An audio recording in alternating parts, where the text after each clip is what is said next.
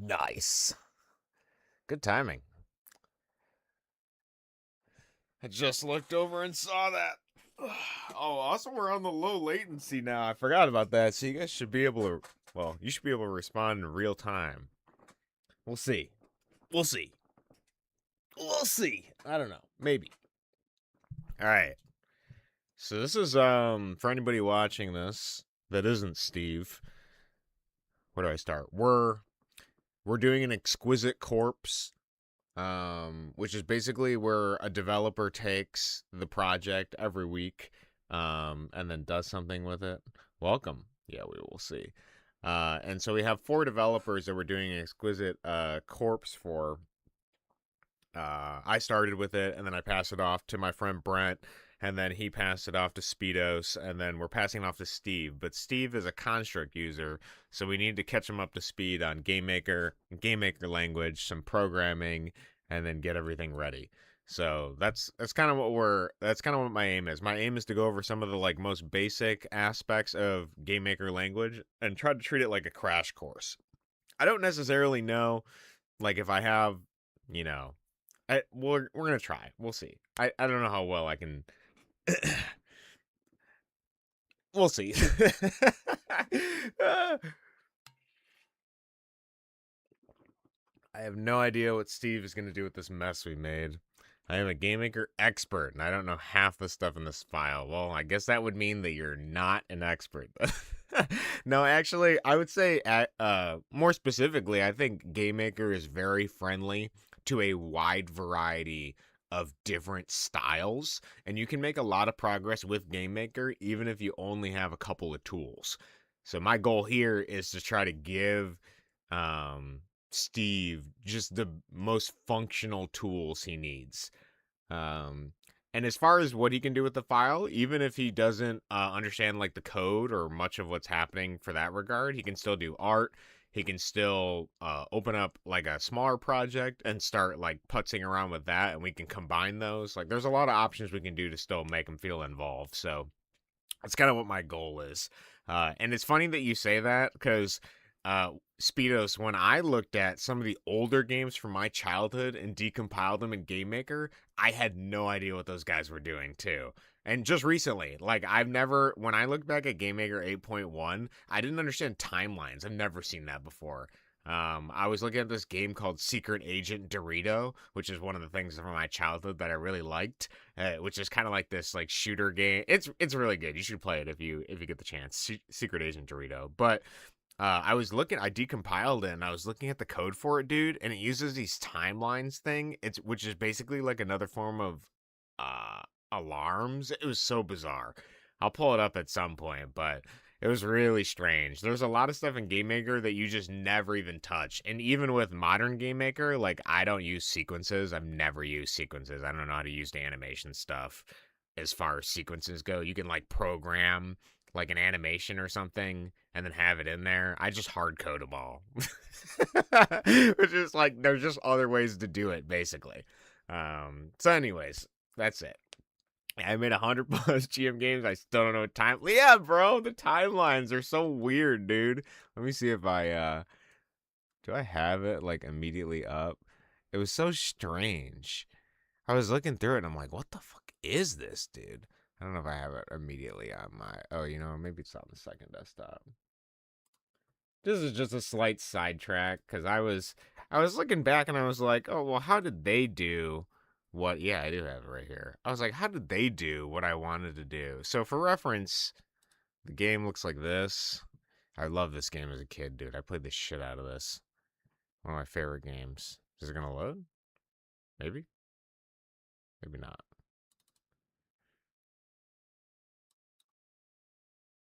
We should just be able to. Maybe I gotta run it from here. Maybe it's Windows XP compatible. I thought I was just playing the shit out of this. Alright, maybe it'll show up at some point. Oh, there we go. Yeah, it was for some Xbox competition or something, right, dude? Nate Bradley. Legend. Legend, bro. And all it was just a forget the story. You don't care. You can come back for the story later. Oh my god. You're a Doritos chip, and the game. The reason I'm showing this is because I want to explain the. So you have a hand. You can double jump, whatever. The important thing is that you grab shit and then you can shoot. So here's how it works. You grab stuff and then you shoot, right? And you can like gun stuff down. And then you have both hands. So you can press right click to like swap them. And you can pick up other stuff. You can punch shit. Whatever. It's got so much functionality. It's great. Awesome game. The reason I showed that is because the timelines in the game are actually related to like basically just they're like animations is essentially what it is. Like here's the flip that the hero does for the double jump. At step 0, it sets a bunch of variables, and then at step 15, it like turns it off basically. That's all it is. It's like, and then like the shotgun fire, it's like, okay, this is step 0. It sets a bunch of variables, changes the sprite. It basically just goes through an animation, which like you could have done this a different way, but like this is just how he did it. And I was like, wow, this is fascinating. I've never seen anybody do it. So he basically was just like, hey, at this frame, I want this to happen. Like, exactly. He's like, I want this assault rifle to flip 45 degrees for 6 frames that I'm going to program. And then on the 7th frame, it's going to turn another 45 degrees, play the sound gun cock, set the variable to 0, set fire to 1. Like, what the fuck? It's a way to do it for sure. Which, this goes to show you can do a lot of stuff with Game Maker. You can do a lot of stuff with Game Maker. Do a lot of stuff. So, yeah, the game is awesome. It is a super awesome game. Definitely play Secret Agent Dorito. You can probably find it on the archive somewhere. It's a fun game. It's awesome. Very well made. That hand controls is quite Jazzu-esque. Yeah, it's I really like it. It's something I want to make a game of at some point in the future using something similar. Lol, I remember Agent Dorito. Dude, welcome, Jacob. Yeah, dude, that was childhood. Yeah, it's on, archive. Yeah, it's really good. Very fun game. Okay, so let's get into the content for today. Steve, you're learning GML. I know it's going to sound overwhelming, but I'm going to try to make it crash coursey as possible so that you can just come back to this video. I think at some point what I'm going to do is we're going to try a test run of teaching GML because I kind of got a little bit of a lesson plan. A lot of qualifiers there. I kind of got a little bit of a lesson plan. Okay. So I'm going to run through my lesson plan and give you just the most basic stuff for Game Maker so that hopefully you can use that. I almost get it. I can feel it. I know dude, I can tell. Yeah, as soon as you tinker with this stuff more, you're on the cusp of it. It's going to get really straightforward. All right. So let me put in my hearing aids so I can actually hear my own voice so that I don't give you some kind of lisp or something. It'll make it easier for me to enunciate. Actually, one of my hearing aid batteries was dying, but I'll survive. I think it's the left one.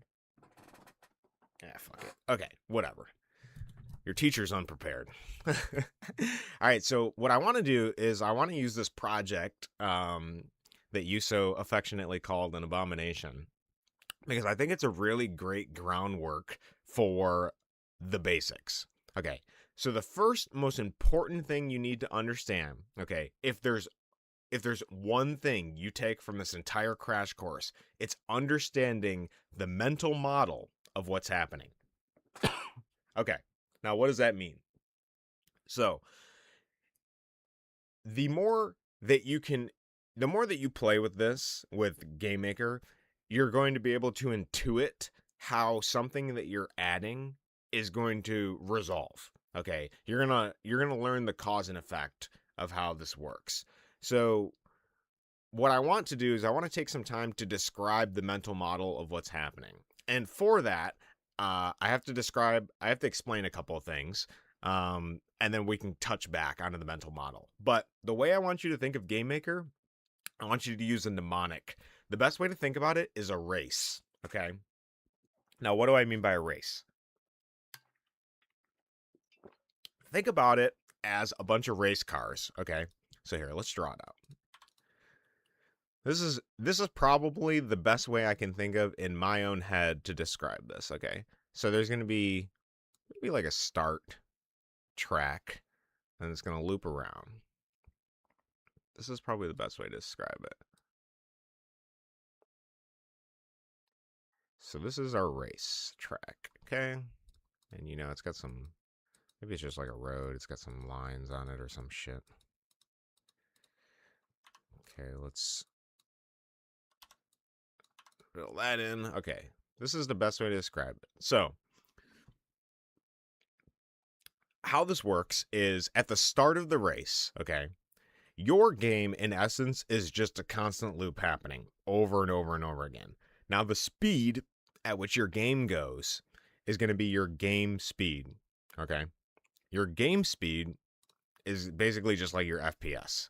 So let's say that your game is, holy shit. Why is this so big? Let's say your game is like 30 FPS. Is that readable? What the hell is this font? Arial. Turn off that. Okay. So let's say your game's 30 FPS, okay? Now, what does that mean? That means if your game is 30 frames per second, that this loop here is going to happen 30 times a second, okay? So that means that the cars that are, you know, going around the track, vrooming and such, they're all going to happen at 30 frames a second. One time every second, these cars are going to make a loop. They're going to complete the loop. Now, you might be wondering why I have this little jagged thing here, okay? Great question, Steve. The reason I have this jag, this start here, is because at the start of the race, there is an event in Game Maker that only runs one time. Okay, this is called the create event. Very simple. So when the game opens, when the room is created, basically like as soon as the game opens and you're on a room, that's what triggers the create event. Okay, so let's look at your game. Let's start with this. So you have you have your player object, okay?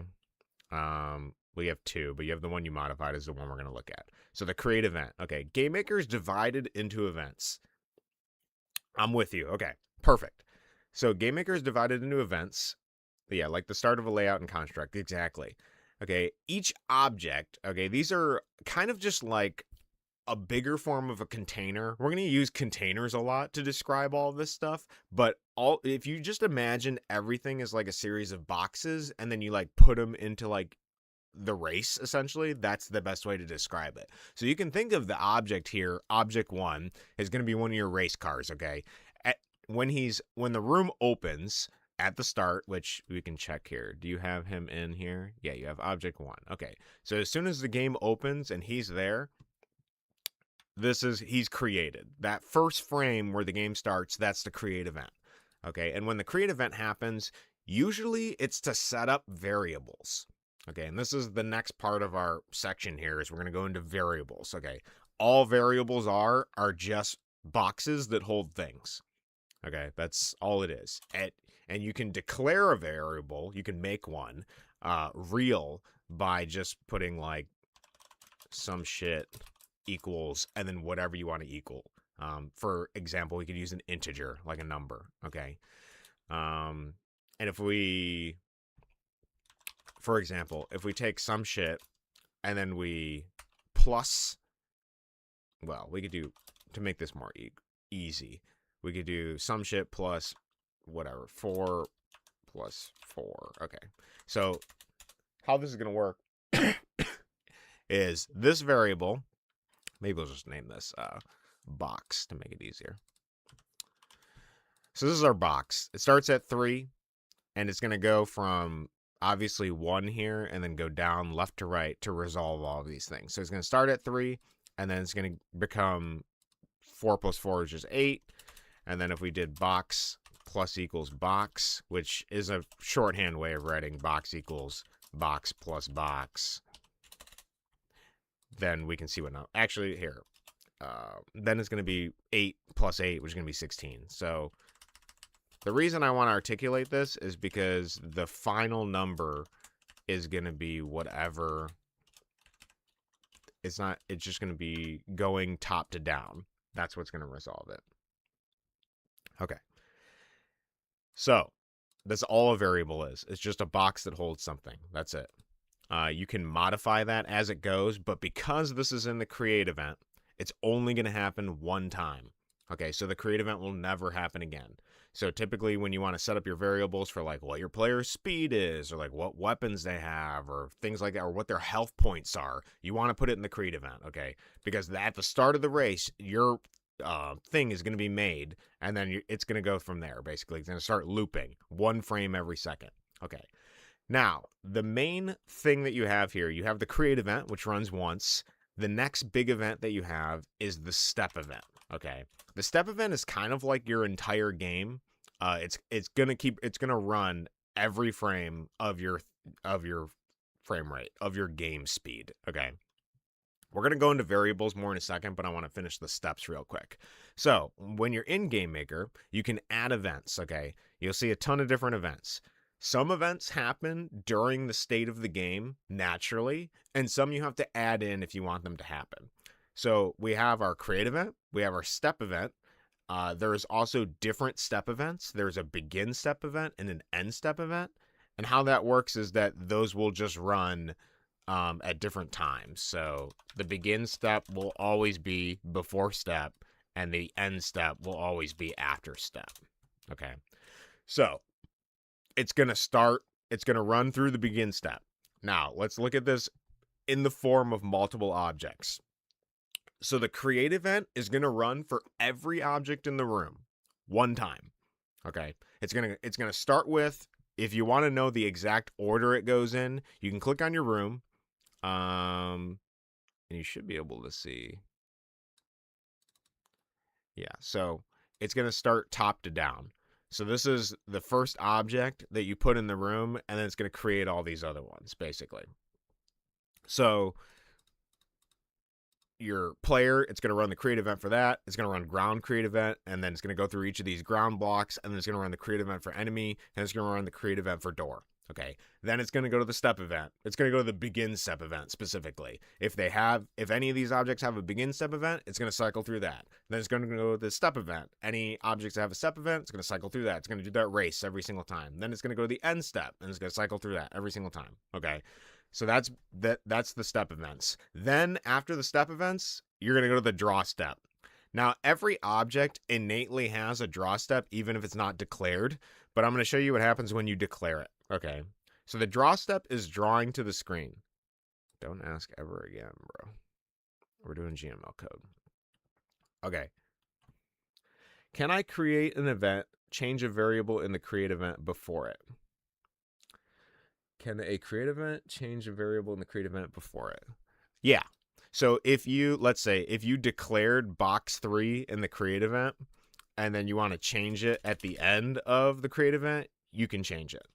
So don't worry about what Speedos is saying. We'll get to changing variables in a second.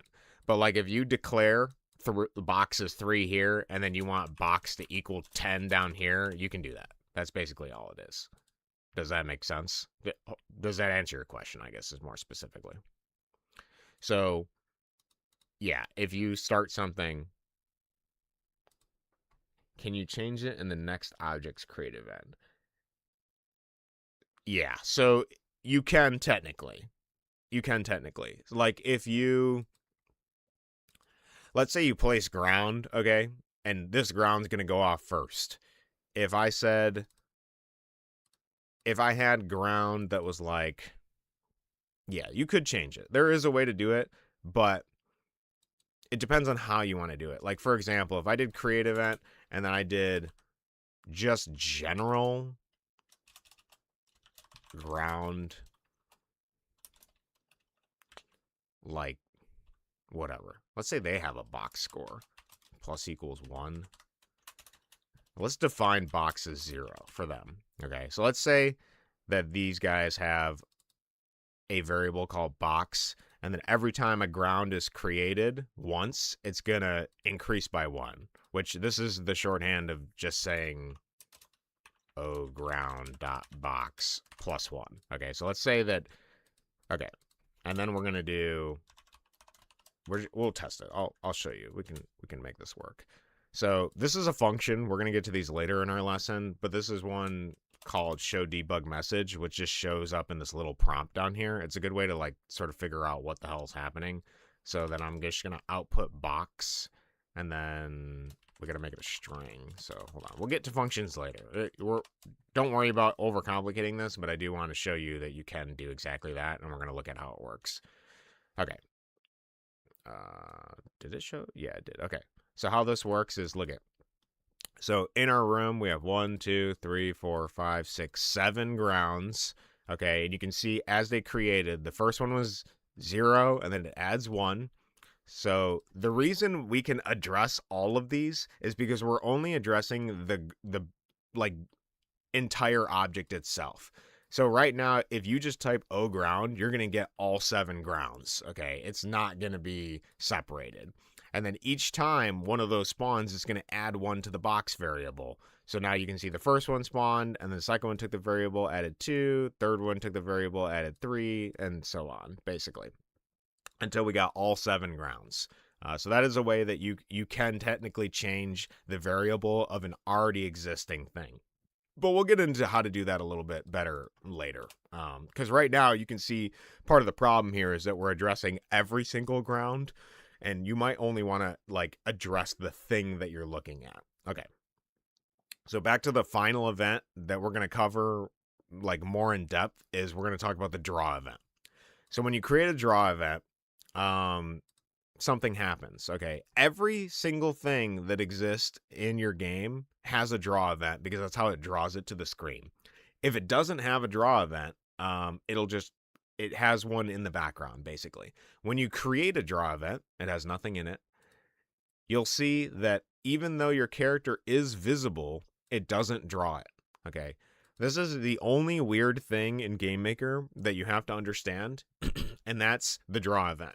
So if you want it to draw your character, you just have to put draw self there. It's just a weird thing that you have to remember. That's it. That's the only strain. I mean, there might be some other weird things to deal with, but if you want it to draw itself, it needs to actually have a draw there, basically. Now, why would you want to do a draw event? Great question. Maybe you want to draw like things on top of the character, like a hat or something. So you could do like a draw sprite and then do some kind of thing. We'll get into the functions later. I'm not going to worry about that now. I'll keep that in the back of your mind. Okay. So back to the race real quick to touch base. So we have our create event that runs once at the start of the race. The cars are going to start here, and then they're going to go here, and then they're just going to keep looping over and over and over again. 1 frame for every thing of your total game speed. It's going to start with your begin step. It's going to start with this one object, and it's going to go through the begin step of that, and then it's going to go through all the other objects' begin steps. Then it's going to go through the steps of all the objects, and it's going to go through the end steps of all objects, and then finally it's going to do the draw step, and then it's going to do it. There's obviously a begin draw step, there's an end draw step, etc. There's also draw GUI, there's a begin GUI and an end GUI, there's a pre, there's a post, whatever. There's a bunch of different things. Okay, but the most basic ones you need to remember is create, step, draw. Okay, the rest of the stuff you can do this way, or you can do in code. These are other events that happen when things happen. So for example, if you're shooting something and the object is destroyed, you could do a destroy event, basically. And then the destroy event gives you code. You can put like in the code something about score or whatever. It doesn't matter. And then if the cleanup happens after the destroy, none of those are totally relevant to us because we can sort of do these things in code in the step event. Most of your time is going to be spent setting up the variables in create, these little boxes that hold things. And then the main game is going to run in the step event. And then the drawing of the thing is going to happen here. Okay. So basically you can put code into a draw event. It thinks you want to draw something else. I use a draw event for objects to display text on screen. Makes sense. Yeah, you can use it to display text. You can use it, whatever. Most games you'll have like a game controller object, and then that'll have like all of your main sort of functional stuff. And then maybe like the player, whatever. You can set it up any way you want. There's a lot of different variations. right now for my blobber I'm working on, I have the player have like some basic variables, and then I have like a controller object that handles the battles and stuff like that. You can do it any way you want. Okay, so that's the main thing. You just need to understand the mental model, because once you start building this mental model, you can understand predictively what's going to happen. So this is the loop. This is basically the entire loop. Once you got this mental model down, the rest of the thing is going to make complete sense. And I'm going to keep referring to this as we go. Perfect. You get it. Awesome. Great. Now let's start getting into tools. Okay.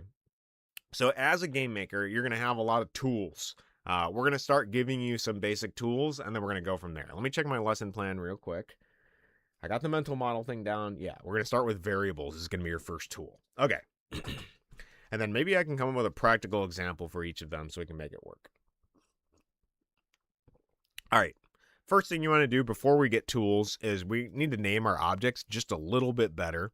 So let's name these so that I can refer to them easier. So it's hard to tell what's an object and what's not. Actually, I think the things with the dots here are objects, but it's a little bit confusing. So most people do like O player or something. I do OBJ because I just like 3 letters in the front of everything. So I'm going to name this Steve's player. Actually, we're just going to make this player. Player is much simpler. And this can be old player.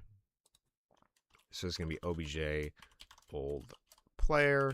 This is the original thing. I also always turn on custom order so that it maintains the order and I don't have to deal with the A to Z formatting, so that if I drag this down here, he'll stay down there basically. So we can leave the old player at the bottom. Okay, and then is this a sprite? Yeah, this is a sprite. So for sprites, I name this SPR door. And then this is going to be SPR enemy. And this is going to be OBJ enemy. And try to keep your formatting the same. Like if you're going to do lowercase stuff, keep it all lowercase so you don't have to think about, weird shit like that.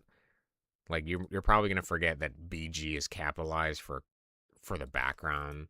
So for backgrounds, I usually do like background cobble.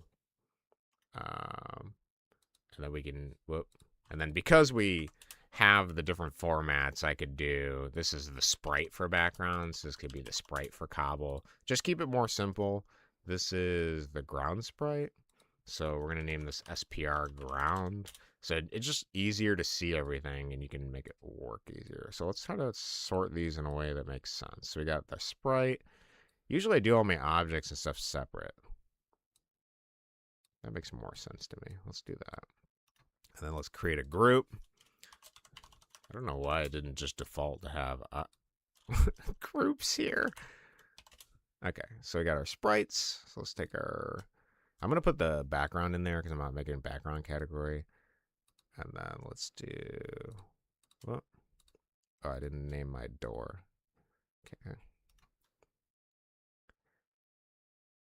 Being more consistent is going to help later in the long run. Door. Let's see, what do we got here? We got old player. Can stay down there. I got more sprites. Okay. That looks pretty good. Oh, wait. Oh, this is... Sorry, my bad. This is an SPR player. My bad. I thought we had 2 player objects for some reason. Maybe I'm thinking of a different game. Okay. Now that we're sorted...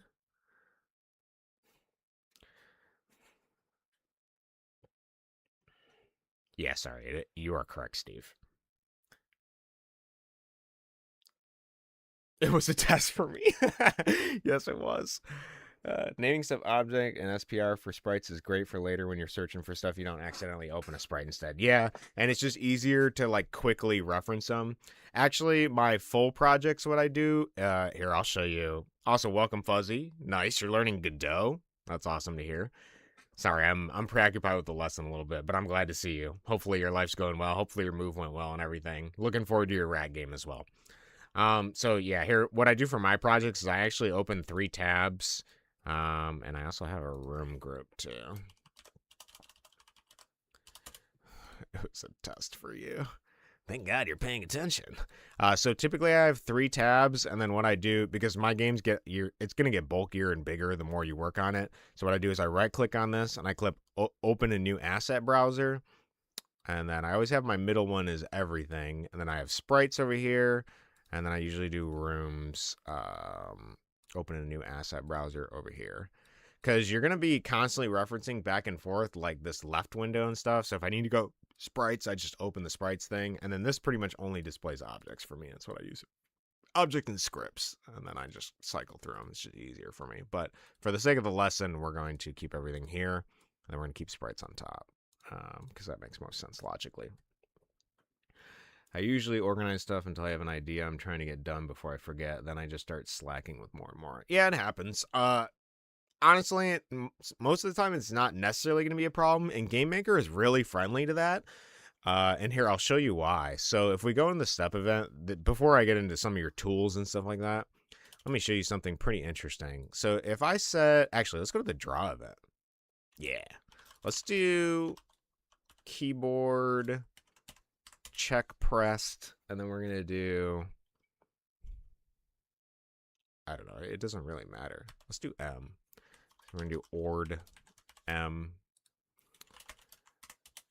And then we're going to do, let's duplicate our player real quick. This is just a proof of concept here. But I want to show you how friendly GameMaker is with regards to this. Let's do,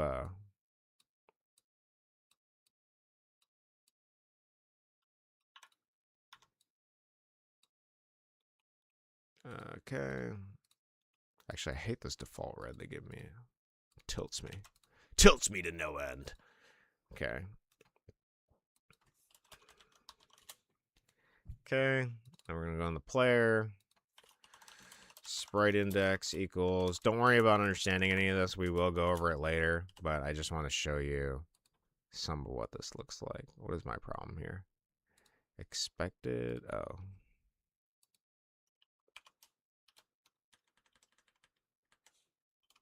What do you mean?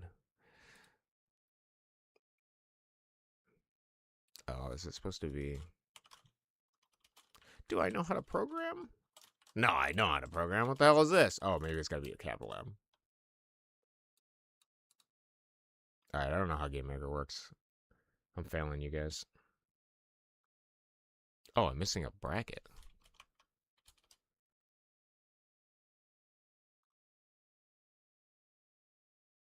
Oh, ord itself. Oh, sorry. Ord itself is another fucking function. Cringe! Okay. So, the reason I want to show you it's friendly, so here's what I did. All I did was I make it so that, oh. Let's do check, actually. Let's do that. Okay. So all I did was make it so that your guy's here. And then you got arrow keys to move, and then you press M, he gets angry. Okay, pretty simple. Okay, now, GameMaker is very friendly because you saw in this code, I delineated SPR player angry. Okay, now if I go change this object to SPR player angry mad, it will automatically change all instances of that in the code. So you don't. So it's not going to throw you an error and be like this doesn't exist because GameMaker will just fix it for you. So if you already have everything in the code, like every time you change it, it will just change it in the code. It's something very nice that GameMaker does. Because like you can name. So if you're lazy and you name this poorly at the start, and then you go back and you're like, oh, I want to change it, but I don't want to fix all the code that I kept naming it in. Whatever, it'll work every time because it does actually change it. So it's really nice.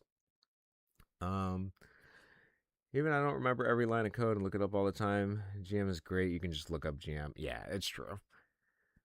This low latency is so keynote. Yeah, low latency, be able to respond to everything super fast is way better. I don't know why. I should have figured out that setting way earlier. Okay.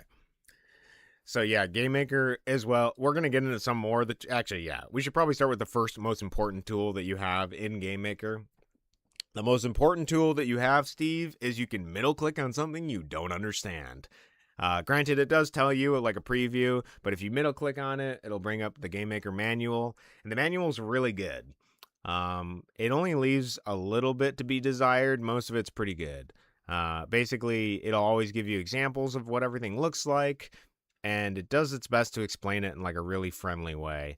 And then sometimes the more complicated stuff has pictures and diagrams to explain what's happening and things like that. So it's relatively good. Very, very good. The manual is fantastic. Yeah, the manual is very fantastic. Okay, so that's the first tool. Middle click on anything you don't understand. Okay, so now we're going to get to the first tool in your toolbox, Steve. This is kind of like the building block of every game ever. Okay, and it's a variable. So we already touched on that briefly. So you have a variable here. So this is box. This is our variable. You can name a variable at any time, any name you want. It doesn't matter what it is. We can make Steve, Steve's monetary bank account. I don't know, whatever. It doesn't matter. I don't know why I thought of bank account. I was thinking of a number, whatever. Steve, actually, I have a lot more racier things I want to say now that I said that. we can't. Anyways, so you got your variables. Pretty simple. A variable can hold a number of things, okay? That's always, it's always zero. Not, it might be zero now, but you never know. Maybe you're just one game maker game away from the next Vampire Survivor, Steve. You can't know what your potential looks like, okay? That's for the world to resolve. You sure it doesn't matter? Isn't there it? Yeah. We're going to get to that. Yep, yeah. We're going to get to that. So, right now you can name, like, Speedos gave me the exception. You are correct. So, that's the next thing I'm going to get into. So, you can name a variable just about anything. It typically doesn't matter. Now, there are a few cases where it does matter. Okay. Every object has a series of built-in variables. As Speedos skipped ahead, he's doing too good. He already knows my lesson plan. But every object has a series of built-in variables that are already defined. They don't show up here. You can search for them in the manual. One of the most common ones you're probably going to run into is if you did speed. Okay. And you'll see that this is a built-in variable because it's green. Okay. All the built-in variables are green. That's why every tutorial you see will just always use like SP or speed or something like that. And the reason this is a built-in variable is because if you just set speed to a number, the object will move. Built-in variables have a bunch of code behind it that automatically do stuff. You've come across it already. Yeah, I figured with like speed or some other kind of thing, whatever. Each one is tied to something and they all do something. So I believe we can look up a list of built-in variables. Yeah, built-in instance variables. Yeah, so every object has like a bunch of general variables. Then you can look them up and click on each one and see what they use. We're going to use a couple as time goes on, but all of them are built in and they do different things. Probably the most common one you're going to use is X and Y because that's going to show where the object is in the room. Everyone has an X and Y. That's the most common one you're going to use, I think, out of everything. Second most common one I use is probably sprite index, which is the sprite that your thing is currently on, which you saw I just changed in the draw event by pressing M. I changed the sprite index of this, and all the sprite index is this thing right here. Like when you start, this is the sprite index. And then if you wanted the image index, which is, so each sprite has a series of images, like for the animations, and it starts at 0. So this would be frame 0, image index 0. And if you added another one, it'd be image index 1. We're going to get into that, but I'm trying to do like the crash course on variables. Okay. Once I named a variable HP and it broke my game for a week. I didn't know what to do. That's really funny. Most important ones are, okay, those are interesting. I can see why those are the most important ones for you. I never use any of those. I hate the built-in speed and gravity for Game Maker, so I never use it. I don't actually use HP either. I just name my HP variable, so you can do whatever you want. There's a lot of variations. But yeah, if you just want something straightforward and you want Game Maker's built-in gravity and you want to use that for collision, all of that, you can use those built-in ones. So, but anyways, Oh, those are the ones that most likely to accidentally. Oh, yeah. Sorry, you're right. You're right, Speedos. Yeah. So careful about that. Yeah. Those are the most common ones you're going to run into, but you'll see them green if it lights up. Okay. So for variables, okay, we've only been using variables right now that have numbers, an integer. Okay. You can have variables that have decimals. Those are called, like double. I'm so out of practice. Whatever. You can have things that have decimals. You can also have Boolean. Actually, let's put them all out. Let's do box. This is gonna be 2.11. Whatever. It doesn't matter. You can do anything. We can do box string. So we can do Steve. Actually, let's do a color. Let's do red. And then we can do box Boolean equals false. Okay, you can name your variables anything you want, and then they can store a wide variety of things. Okay, so this is your most important building block. Okay, probably the most common thing you're gonna do is you're just gonna use numbers and Boolean, but you can use any of these other storing things. There's also much more complex variables, but I'm not gonna touch on those. Okay, we're not gonna get into that. Can you use 0 and 1? Yes, it's interchangeable. You can use 0 and 1 for Boolean. Sometimes it's easier just to write out, true or false, because it's easier to see when you're looking at it, at least for me anyways. But yes, you can just use 0 and 1 for Boolean, whether something's on or off. But the most common, these are like the most common type of stuff you're going to use. There's also, I just want to touch on this briefly. We're not going to get into this in my lessons, but just so you know, there are arrays as well. So you could do a series of things. 400, it doesn't matter. So you could do an array. And then, like I said, we're not going to touch on it that much, but I do want to briefly mention it so that it's in your mind at some point. You can confront it later. To access any of the things in an array, if I wanted to get the first thing in an array, it's 0. So if I did box array 0 equals 2, whatever, plus equals 2, then this is going to become 2. If I want to get the second thing in an array, it's 1.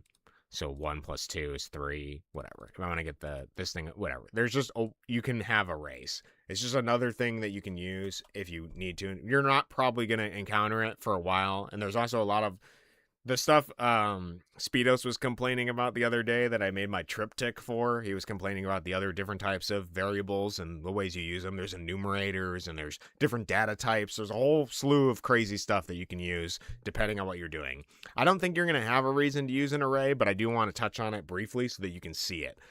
They're basically just a box of a bunch of boxes is the best way to think about it. You have this big box and you want to get to something in that big box. Like let's say you have like an inventory of weapons and you have like a bunch of different, or here, actually a great example of this would be like, let's say you have a bunch of sprites. So you have sprite gun, you have sprite sword, whatever. And you want to get to your weapon each time, you could just do box array 0 to get to the sprite, etc. It's like just a way to do that. Oh, okay. You use arrays a lot. Okay, perfect. Good. At some point, I do want to see what your construct for Jumping Steve looks like. I haven't opened construct in a long time, but that would actually help. Flashbacks to when I had to learn arrays to make a card game from Marpa Swarpa. Yeah, that card game's another way to use it. There's just a bunch of different type of variable holders and stuff like that. I'm glad you use arrays. Perfect. We don't even have to get into that. The thing I did here is a comment. You can comment out code by doing those two brackets. So this is the start bracket, this is the end bracket. If you just want a single line, you can double slash and then do that. Okay, in case you want to comment out code and then it won't be active. So that's another tool for your toolbox. So right now we have arrays. We got middle click on stuff you don't understand so that a game maker opens up the manual for it. Then we got comments. Okay, pretty straightforward. Nothing too complex. Okay. Now, we're going to get into loops. I'm presuming you're doing a bunch of loops on construct, but we're going to show some of the basic loop types for what they look like for GameMaker, and then we're going to go from there. Yeah. Okay, we got the events, we got the objects. Yeah, actually, sorry. Let's talk about scope. Let's briefly talk about scope, because this is going to come up later as you do this. Okay, so how code works is code typically has like a scope for what it can access. Okay, we're gonna talk about a slight, we're gonna do that. So, for example, in GameMaker, as you saw earlier, when I was testing the ground thing to show you that you can address other grounds, if you know the name of the object you want to call, you can call it. For example, we know that there's only going to be one player in the room, so every time we say obj player in any other object, we can address its variables. Now, these variables are contained within the scope of player. So his speed, x speed, equals 0 here. In the step event, when you press right, his x speed is plus equals 1. Okay. Yeah, that's how it works. Oh, and then it resets to 0 each time. Okay. it's a way to do it. It doesn't matter. Okay. So do I like that? I don't know if I like that. Anyways, okay. So, yeah, that's fine. We're going to run with it. We're going to roll with it. It doesn't matter. Okay, so the scope of an object, the object can only see so many things. Okay. I learned that from the I figured it was from the tutorial. I knew it was from the tutorial. I just thought it was weird because I'm like looking at it, I'm like, this is a weird way to do it, but it works. I mean, it's not like I can't say it's wrong. It's just weird. It works. That's all that matters.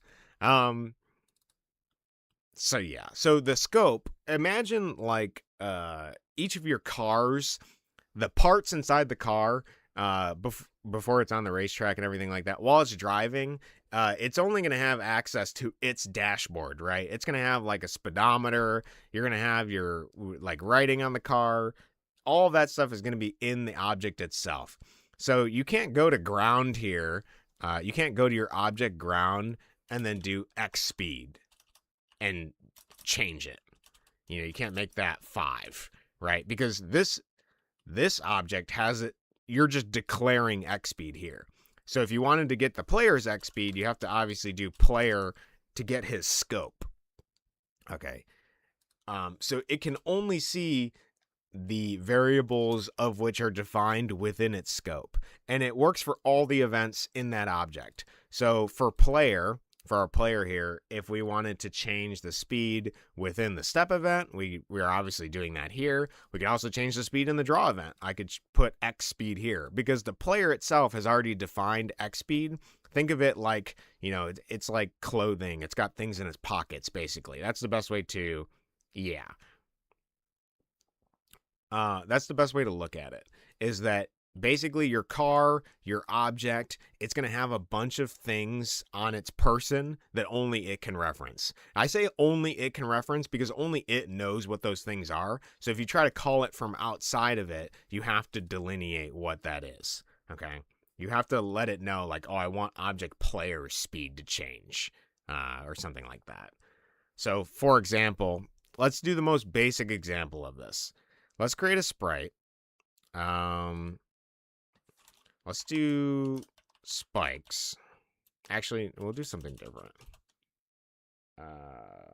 Let's do an animal. I like animal better. We're going to do a tiger. Yeah, we're going to do tiger. All right, let's, wait, how big is our player? Is he 64? Damn, dude, he's huge. Bro is fucking huge. All right, let's do our tiger. No, I don't like that. Do a tiger.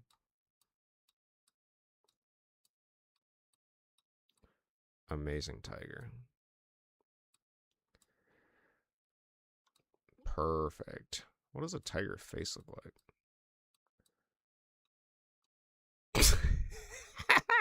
Okay, yeah, we're gonna have our tiger. This is our tiger, dude. What the fuck are you talking about? Obviously a tiger. Come on, man. Don't shit on my tiger. It's a tiger because he's got stripes. That's how you know it's a real tiger. Frog leg tiger. All right. That's our tiger. And then Can we do push? No, I don't think we can do that. We can just do tiger pet. Let's do that. That's even better. All right, so let's go to this. And then let's do...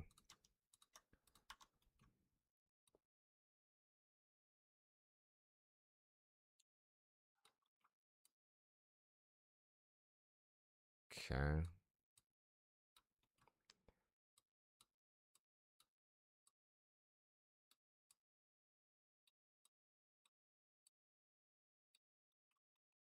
Perfect. Let's take that over. This looks great. We're going to show you the power of GameMaker. I have an off-topic question for Steve. Does Counter-Strike allow stuff outside room borders? GameMaker does. Okay. So we have a tiger. All right. Let's make an object for our tiger. Let's put our tiger in the room. Actually, we gotta add the sprite to it. Perfect. Put the tiger in the room. Go to the room. Nice. Okay, and then we're gonna do... Okay, so I want to showcase the scope of variables. Okay, so we could do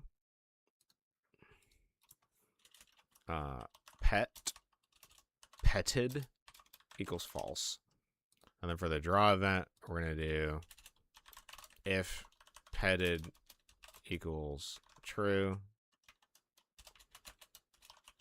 else if, and we're going to get into these in a second, but I just want to show scope first. Okay. So sprite index equals SPR tiger. Wait. This actually works, but we got to change it. Okay. All right. And then we have a step event.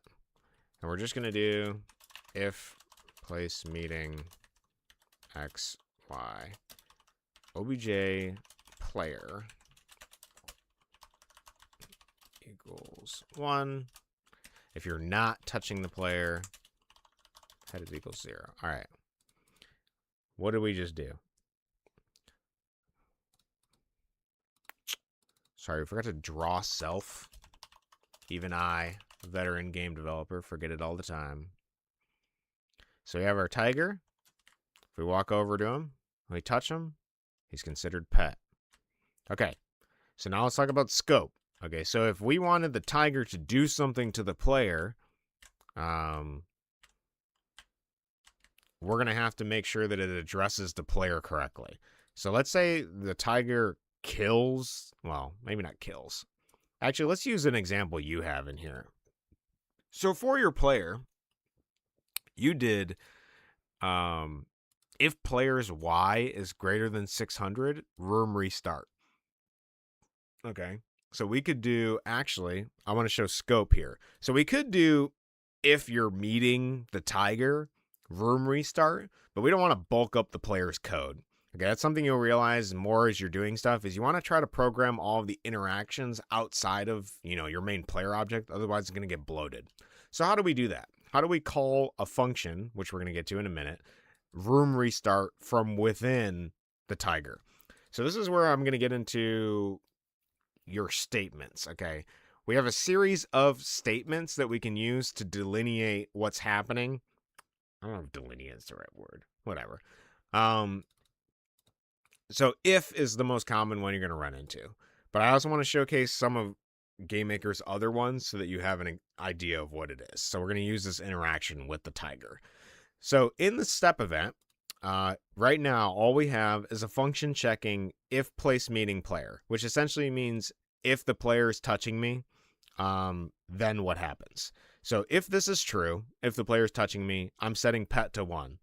You can see here I have it set to false. I'm using it interchangeably. We could set it to true and false. It's the same thing. Okay.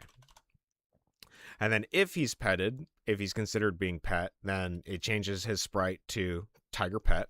And if he's not petted, it sets it just back to the default. Okay. You could do else. I don't even need to do if petted equals, false. I just did it for articulation purposes. I could just do else. So then any other exception other than true, else is going to equal tiger. All right. So within the tiger, I could do if place meeting object player. I could do with is the next thing we're going to get into. This is the next tool for your toolbox. So this is how you look at scope. Okay.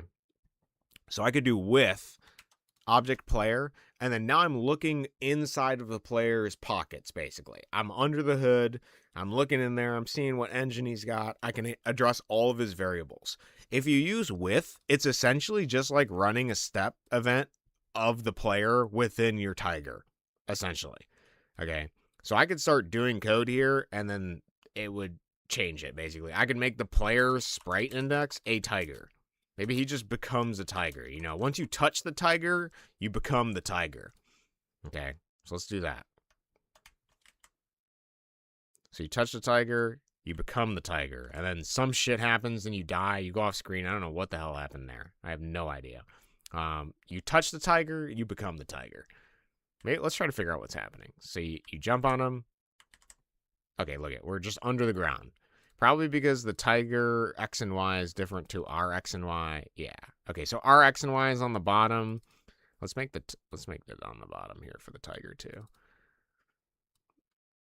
This is just a problem with your origin point, because what's happening is once you change sprites, because it's in the top left, he's jutting to the corner, basically. And then so we got to go in our room. We got to move our tiger. Easy. I think Eclipse, yeah. It's just the origin point, I think, is what it was. Yeah, there you go. You become the tiger. You can pet the tiger, you become the tiger. And then we can get mad again. And then, we actually don't have anything to go back to normal. So that's it. So that's how you can address something from within another context. You want to use with. And you can do anything in this code. And here's the funny thing, okay? This is where you can get inception. Yeah, now we can get to the door. Yeah, now we can get to the door. Yep, perfect. Yeah, now you can get to the door, actually. You've seen the movie Inception, right? Yeah, actually, maybe you can get to the door if you're the cat. Yeah, all you have to do is pet the tiger. And then now you can't get to the door because we have to kill the enemy first. Yeah, the enemy kills us. We're gonna have to solve that problem. That's true. Let's make it our goal to solve that problem with code, but I can't just make him jump higher, right? That's a good way to do it. We're going to work on it. That's what we're going to do. I'm going to teach you concepts by increasing this game's complexity. That's what we're going to do. Okay. So, Inception. You've seen, yeah, it's okay. Don't worry. We're going to get to it. So, now we're in the tiger scope, and then we're looking through the player's scope. And then let's say we're like, oh man, we really want to get back to the tiger. Okay, well, we can go back to the tiger and then start doing shit in his code. And then like, oh man, I want to go back to the player again. You could do this, with, this is obviously stupid. You generally don't need to do stuff like this, but you can just keep withing back and forth everything. And then be like, oh man, well now that I'm in the player, I need to get into the ground. So I got to do object ground, and then I'm going to change the ground to red because he's bloody or something, whatever. You can do something stupid like that. With is very powerful. It does a lot of stuff. But you got to remember that we're addressing this ground from within the tiger, which is within the player, which is within the tiger, which is within the player. So, anyways, with. Remember the keyword with. We're going to keep this the way it is. Can we have a bigger jump when we are the tiger? Yes, we can. So right now, let's do that. Let's functionally add that. So, right now, all we're doing is setting the player's sprite index to tiger. To be honest, we probably should delineate his form specifically. So let's set this up. We have a couple things we got to do. First off, when it pulls your speed, we have our speed hard-coded right now.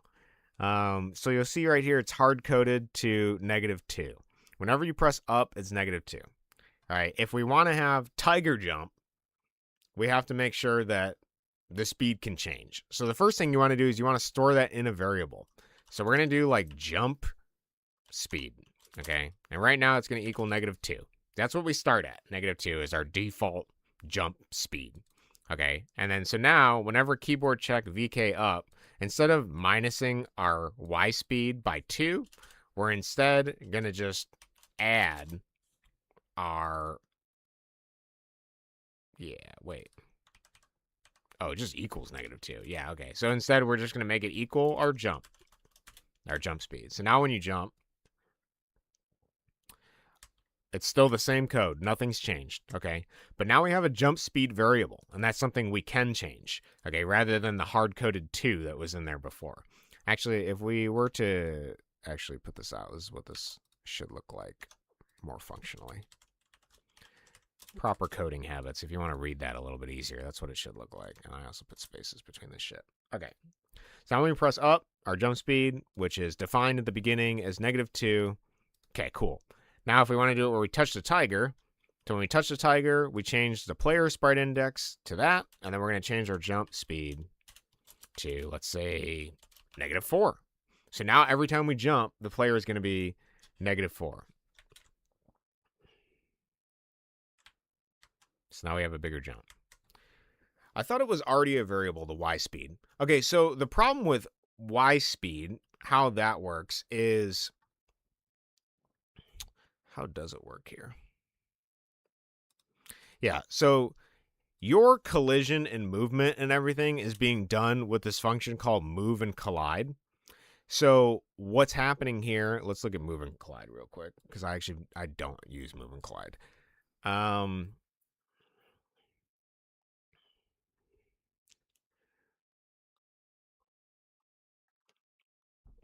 I think it's just like a rudimentary movement code. Yeah. The distance to move along the x-axis, distance to move along the y-axis, the object containing these items. Okay. So basically it's just saying, hey, this is what you got to move always, this is what you got to move always, and then this is what you're colliding with. That's all this does. This is what this function does. So your y speed is, the better way to look at this is what's happening, what move collide is doing is it's just doing y plus equals y speed. And then it's doing x plus equal x speed, and then it has some kind of collision. That's all that move and collide is doing. So if you think about it that way, what's actually happening here is that your y speed is increasing your y. This actually leads us to our next discussion. Your next biggest tool in your toolbox. Okay, let's your next biggest tool. I'm sure you've already encountered this, but for the sake of argument, let's do it correctly.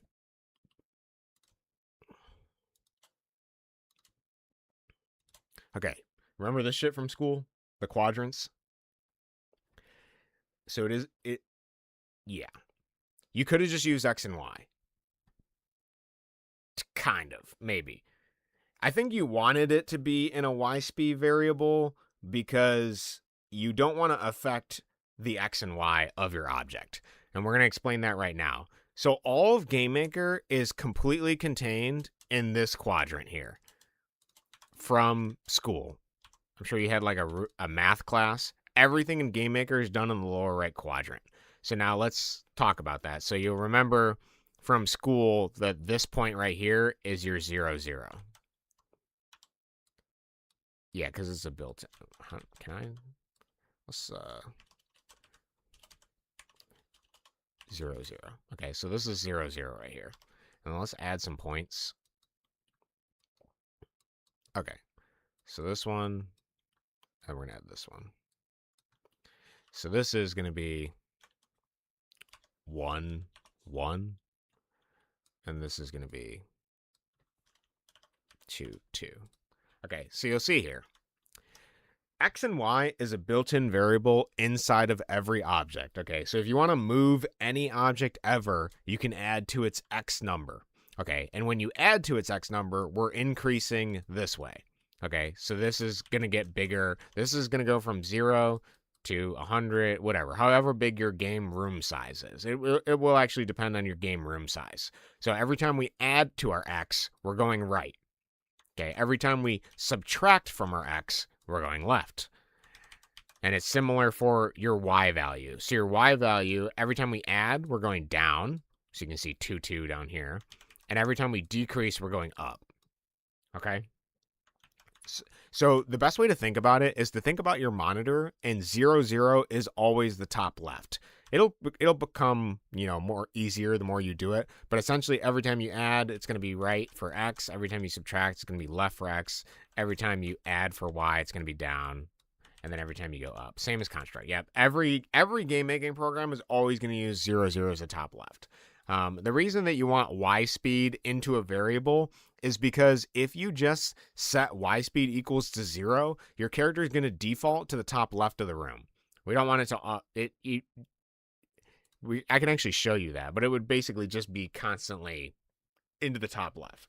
If you think about it, ponder on it, put it in your mouth and roll it around in your tongue, you will become more familiar. It's true. A little bit of pontification goes a long way. And if you don't understand something, lick it. And if you don't understand it through licking, suck it. And if you don't understand through sucking, chew it. And if you don't understand through chewing it, let it digest for a bit. And if you don't understand it through digesting, maybe you just got to crap it out and look at it and observe it in the toilet before you flush it away. You'll figure it out. So if we just directly affect the X and Y of it, then it's going to immediately change the position of it in the room, and we don't want to do that. We want to actually add to it. So for now, using your move and collide is fine, but if you want to change something, that's how we address it, basically. So for example, in the tiger, if we wanted the tiger to move the player, so we can take the player's X value, and then we can do X, its own X plus like 20. And so now, actually, let's do something more stark. Let's do like 100. So now it's going to take whatever the player's X is, and it's going to add 100 when you touch him. So look at it, he moved me to the right by 100. Okay, pretty straightforward. But that's how you can use the X value. I do that last part a lot. Break it open with my hands, really, to understand. Sometimes you just got to get down and dirty. It's like finger paints. It's the only way you understand anything. Okay, so that's the basics of scope. Okay, that's how you change something in scope. And now that we have tiger mode, we have a jump speed. Okay, we have a higher jump. So now after that, I still don't think that lets us clear this guy, though. Yeah, no, we can't clear him yet. Maybe if I'm good, I can clear him. But anyways. So that's the scope. Each object has its own set of variables. And then within those variables are things that you can address and change. So we have if statements, which I'm sure you're relatively familiar with. But basically, all it is just checking condition. If the condition is true, it runs the code. Okay. Then we have with statements. We can take an object, and then we can run code from the scope of that object that we don't have access to ourselves. Okay. And then for other loops, there's a for loop, which I'm not going to get in here. It's just a way to run a certain number of times for however many times. We also have a while loop. So you can do while something is true, it runs the code. That's another thing you can do. And then we also have like a switch case thing, which we're not going to get into either. Most of your stuff is going to be if else. I'm very familiar, just not in code form. Okay, that's kind of what I figured is like the part of the construct thing is you're familiar with it, you just haven't seen it in code form. So all code form is, actually let's talk a little bit about if statements, and that's the thing you're primarily going to use for most of your stuff until you get into more complex projects, which will happen relatively quickly. But so if this thing is true, we could also do if, for example, let's say, yeah. We could do other things too. We could do, yeah. Let's do that. Let's do, so we have if, and then we want to add more to it. We can type and check. Does their sprite index equal SPR player angry? Okay. So now we're checking if we're meeting the player, and then if their sprite index is angry, then we get tiger mode. Okay. So you can only get tiger mode if you're angry first. So you got to be angry, touch them, and then you get tiger mode. Okay. So you can add stuff to it. There's also XOR. I don't ever use that. You could use that. Can we type that? Yeah, you can XOR. That's confusing as hell. We're not going to get into it. And is probably the one you're going to most use. Or you can use OR. and or. So if place means that, or if the player just equals angry, then we get tiger mode. So the second you access your inner rage, you can become a tiger. Okay? That's all it takes. All you had to do is just become angry. So that's a way you can use that. Basically, it's just going to check a condition, and then if that condition is true, it's going to run the code. Okay? And then you have if, and then you have else, and then there's also if else, which we can do in between. So we can do if else some other thing. So let's say we did, the player equals. Yeah, it's like Altered Beast. It's just like Altered Beast. That's what we're making, Steve. Just Altered Beast. Anyways, if else is another thing you can use. So we did like if else, and then we did like the obj player dot sprite index, and then we made sure that was equal to SPR player angry. Then we can run code in here. So if it's meeting the player, it runs code. It's else if, my bad. Else if. So if that's not true, it'll check the else if statement. If that's not true, it'll do the final default statement, basically. There's a door and everything. It's just like Altered Beast. It's just like that game from my childhood, Altered Beast. All right. So as it stands, what do we have here? We got a couple of tools. Okay. You got your if else statements. We also have basic code structure, which I feel like is here. But you got if else statements. You got built-in variables. You have variables that hold different types of things. We can also have our variables hold things like sprites or objects and things like that. So let's do an example of that, actually. I think that's the next thing. Let me check my lesson plan. Oh, we got to do functions. Let's do functions first. Okay, functions. All right, so you've already experienced some functions, okay? All a function is basically just like a thing that requires an input and then it does something. That's the best way to think about it. So in our race here, the cars are going to run around the track, and then if they encounter a function, they're going to like run the function. So like, let's say it's like nitro boost or something. Every time you run the function nitro boost, it's going to boost the hell out of the car. Things like that. So you've already seen some of the function, place meeting. Another one you're probably going to use quite often, which we can use. So for the tiger, instead of making our jump speed -4, let's just do random. Random. Actually, I like range. We'll do random range. So it could be anything from -4 to -1.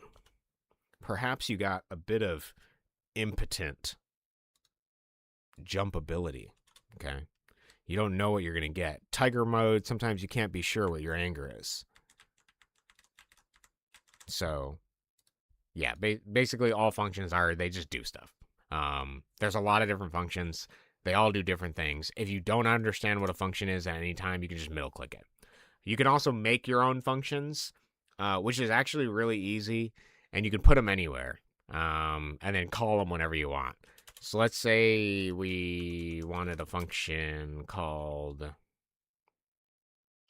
player die. Do we want to do that? Yeah, fuck it. Let's make a player die. Room restart. That's what it's going to be. Player die, whenever it's called, is going to restart the room. So how about if you're touching this thing, it's going to just call player die. And now every time we touch the tiger, we will die, which will restart the room. Okay, room restarts every time. Now let's say we wanted to give this some kind of input so that it actually does something. Okay, we could just name a variable in here. So it could be like, well, what could we even give this? We could give it doesn't matter what it has, I guess. Player die, room restart. I guess if you wanted to pass something in here like blood or the type of blood you have, you could do that. You could just name like blood, and then we could address blood and put it in here, sort of thing. I can't think of a thing that I would necessarily pass into my die function besides blood. Maybe Gibbs or something. Whatever the case, you can pass things into it, and then you can do like We have temporary variables. Yeah, actually, let's get into temporary. Hold on. We got to go back to scope for a second. I didn't get to my main thing. So you have variables that are within the scope of the object, but there's also global variables, things that every object can access. So for example, if player had global mood set to whatever, happy. Okay. Let's say the global mood is happy. Any object can just call that global thing without worrying about the scope. I could put it anywhere. I could do global.mood and it'll change it. So that's a way you can have like a variable that's across everything, is by having a global variable. And then we also have temporary variables, which only exist for the brief moment and flicker of time. So let's get rid of our player die function. I'll leave it there. We're not going to use it, but it doesn't matter. So you have temporary variables. So let's say we want to take the temporary variable box2 or something like that equals 3. So this temporary variable, it'll turn yellow in a second. It's only going to exist while it runs this code, and then it just disappears forever. My game is mostly global variables. Interesting for construct. Yeah, technically global variables are used for things like just things that are always happening that everybody needs to address, basically. So like whenever you have like a controller object, maybe you have something that affects the game time, or like maybe you need to check what minute you're at in something. I don't know. With a score is the most common global variable. You're gonna have like a score that basically that can be added to every time you do something or another. And then these local variables, these are just variables that you temporarily name that you don't need again, and then they just disappear after. So you delineate that you can designate that by having var. Gotta use my thesaurus of knowledge here. Okay.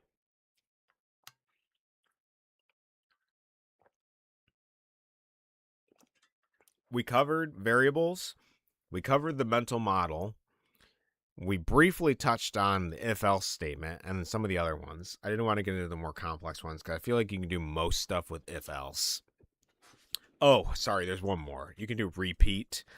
So if you want something to run like 8 times, you can just put like whatever, a number in here and then run the code 8 times, whatever that is. That's another one. I accidentally put a bookmark here. Okay. What else do we need? Oh, okay. Another tool for your toolbox is debugging. Let's briefly talk about debugging. So let's say you needed to step-by-step figure out what was happening because you had some kind of error. Basically how this works is on the left-hand side of all your code, you can designate a breakpoint. Okay, and that means the second that it runs in the code, it will go to the breakpoint when it reaches that point. So let's set 2 breakpoints. Does it run 8 times for the next line? Yes. Yeah. So if you did repeat 8, it will run the code 8 times, whatever's in these brackets here. Essentially, these brackets are just denoting like what you want to happen for the condition. So, like this is checking if meeting the player. If it's meeting the player, it's running all this. And then if we did another statement, like if something, and then we did this, it's going to just run everything in there. Maybe we should talk about that a little bit. So now you have if something. So if it's meeting, it's going to run it. If it meets this, whatever. If it fulfills that check, cool. Else, we have this thing running. Basically, it's going to be a bunch of stuff like that. But it's always going to be contained. Sup, Cody. Welcome. How are you doing, Cody? I'm doing great. How's your day, Cody Boy 420? I'm Goyd. Good? Goyd? Gold. Good. Dope. Glad to hear it. We're going through Game Maker right now, so if you want to learn some programming tips, that's what we're here for. You're a Cody, so by variation of nominative determinism, you also must be a coder, since why the hell would you be named Cody if you couldn't code? It's just in your blood. It's just your birthright to be able to do that. So make sure you delve into that at some point to fulfill your birthright. It's the proverbial Excalibur, the sword and stone, if you will, of being a Cody, a coder. I can't code, and it's my last name. Oh no, you can't code.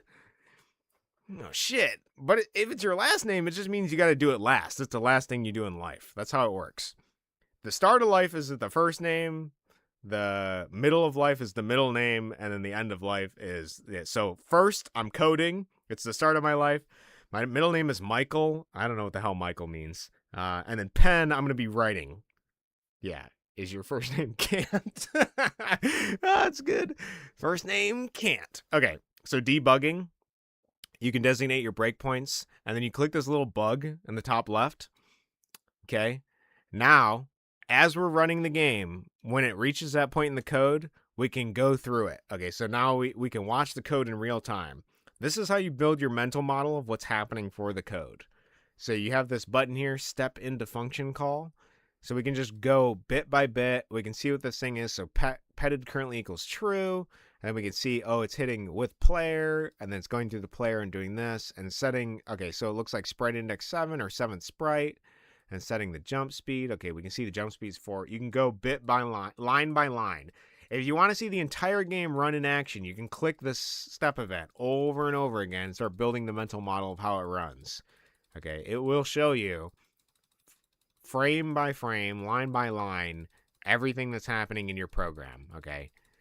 And all you gotta do is set breakpoints to see like what code is hitting. So potentially, let's say you have a conditional if statement and it doesn't work. You could check if it was hitting that if statement by debugging. Okay. My whole name is Crazy People Mess My Name Up. Oh, dude. That sounds crazy. So is that why you go by Cody then? Go by Cody because everybody messes your name up? Yeah, okay. Is your name that hard? You want to teach it to me? I'll learn it for you. Although I do like this Cody interaction going back and forth. I feel like we got the Spider-Man thing. My first name is Mitchell. They mess up Mitchell?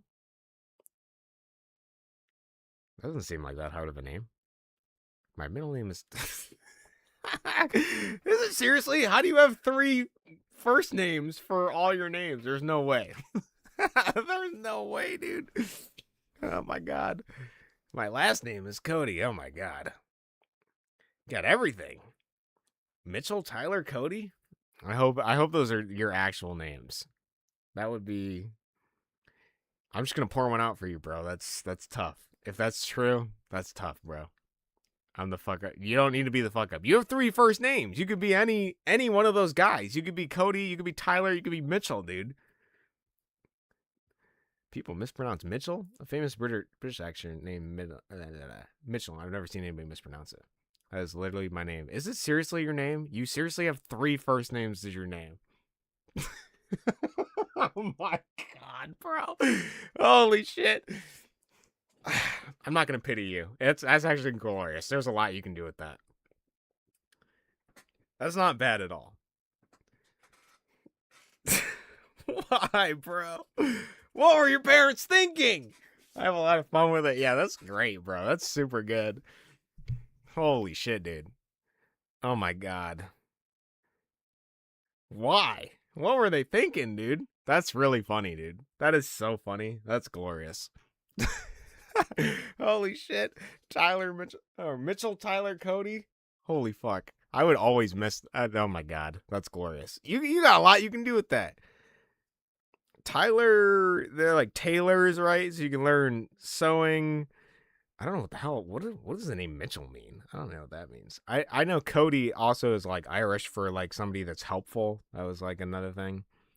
This is my mom's choosing. My dad wanted to name me Wesley Winslow. Interesting. It was my mom's choosing. To be honest, they're all interesting names. I'm not gonna disrespect your parents. They're working with whatever they had, and what they had is beautiful. Change Mitchell to Mitch, and then change Mitch to Mitch. Oh my god, it's endless, bro. 3 first names. Holy dude. God, please write a book, dude. Can you write a book at some point? I want a book on my shelf that says it's written from Mitchell, Tyler, Cody.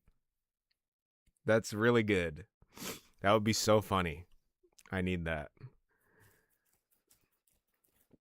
There's so much you can do. Yeah, okay, I got distracted. Great names. Thank you for showing up, Cody boy. I appreciate that. That was a good laugh. I'm not laughing at you either. I'm laughing at the unfortunate events that you've found yourself in. You know, your name is ultimately what you make of it, and that's the best part about it. And that is really funny. And I'm glad to have met somebody that has 3 first names. That's really good. It's also not as bad as it could be, because it could be like, you know, John Joe Jingleheimer Schmidt or something. Like, it could be stupid. It could be way worse. You can laugh with me or at me. I don't care. I'll still laugh anyway. Perfect. Well, if it makes you feel better, my name is Cody as my first name, but I was named after a kite. The Cody kite, specifically. Yeah. So if you've ever seen a Cody kite, my dad is a kite flyer. So that's what I was named after. It looks like a box. If you've never seen a Cody kite, that's what it looks like. I was named after a kite. Nice. Other people are named after grandfathers or famous, whatever. I'm named after a kite. I'm flying high, buddy. You wouldn't believe where I got my first name. Oh, no. What? Please. Do tell, Mitchell. I've always wanted to ask if people make a lot of puns with your name, Cody. You know, the most common thing that I get is the Cody pendant thing, because my first name's Cody, my last name's Penn. Even Steve made that joke recently, which I thought was pretty funny, is Cody pendant. Which, like, if I ever have, like, a bigger YouTube following or something, I gotta call them my Cody pendants, now that I'm thinking about it. Like, what's up, my Cody pendants? Welcome to the stream. Today we're gonna see how many Orbeez I can fit inside my toilet and see if that prevents me from taking a shit. You know, whatever. Something stupid. I got Mitchell from a woman named Michelle, thanks to my grandpa. Okay. You know what? It's not as bad as it could be. It really isn't. It could be much worse. It could be so much worse. I hope Michelle was a stand-up gal. Was it just some random person your grandpa knew? I kind of want to know, but like, you don't. I don't gotta press you if you don't want to say. But like, why? What was Grandpa's logic? Was he like, oh yeah, I just really like Michelle, so how about we name him Mitchell? And then your parents are like, yeah, that sounds great. I don't know, I wasn't born yet. You've never asked. Holy shit. Ask your grandpa if he's still alive. If not, ask your parents. Like, who is Michelle? What did she do? Why name a person after Michelle? Was she your godmother? Do you have godmothers where you're at? God, that's so good. This is a tangent, but it's really funny, dude. Oh my God. Great stuff. Do you just like look up people named Cody? Is that how you found me? That's funny too. That's funny to think about. You're not a coder. How'd you end up here, Cody Boy 420? And why the 420? Is it just a drug reference? I can't. All my grandparents are gone, and so is my dad. They may rest in peace. Rest in pieces. Rest in peace, your family. Rip. Can't ask. We're gonna have to find Michelle. I'm gonna see if Michelle's still around. Go talk to Michelle. I got a whole plot I gotta build in my head for you, dude. All right, that's great. That's really good. All right, where are we at right now? All right, I'm teaching a crash course on GameMaker language, so it's time you learn your coding, Cody. Okay, you're gonna learn along with Steve. I got 420 in my name because I smoke for my back problems. Okay, makes sense. Do you do stretches in yoga too? That helps. It does. Do your stretching yawning cat and the downward dog and eating the dirt and pissing on the fire hydrant, all the yoga positions, those really do help with your back. Also, get a pull-up bar if you don't have one. Just hang on it. That helps a lot with my back too. Definitely keep that in mind. No yoga. I have a degenerative disc disease. Damn, bro.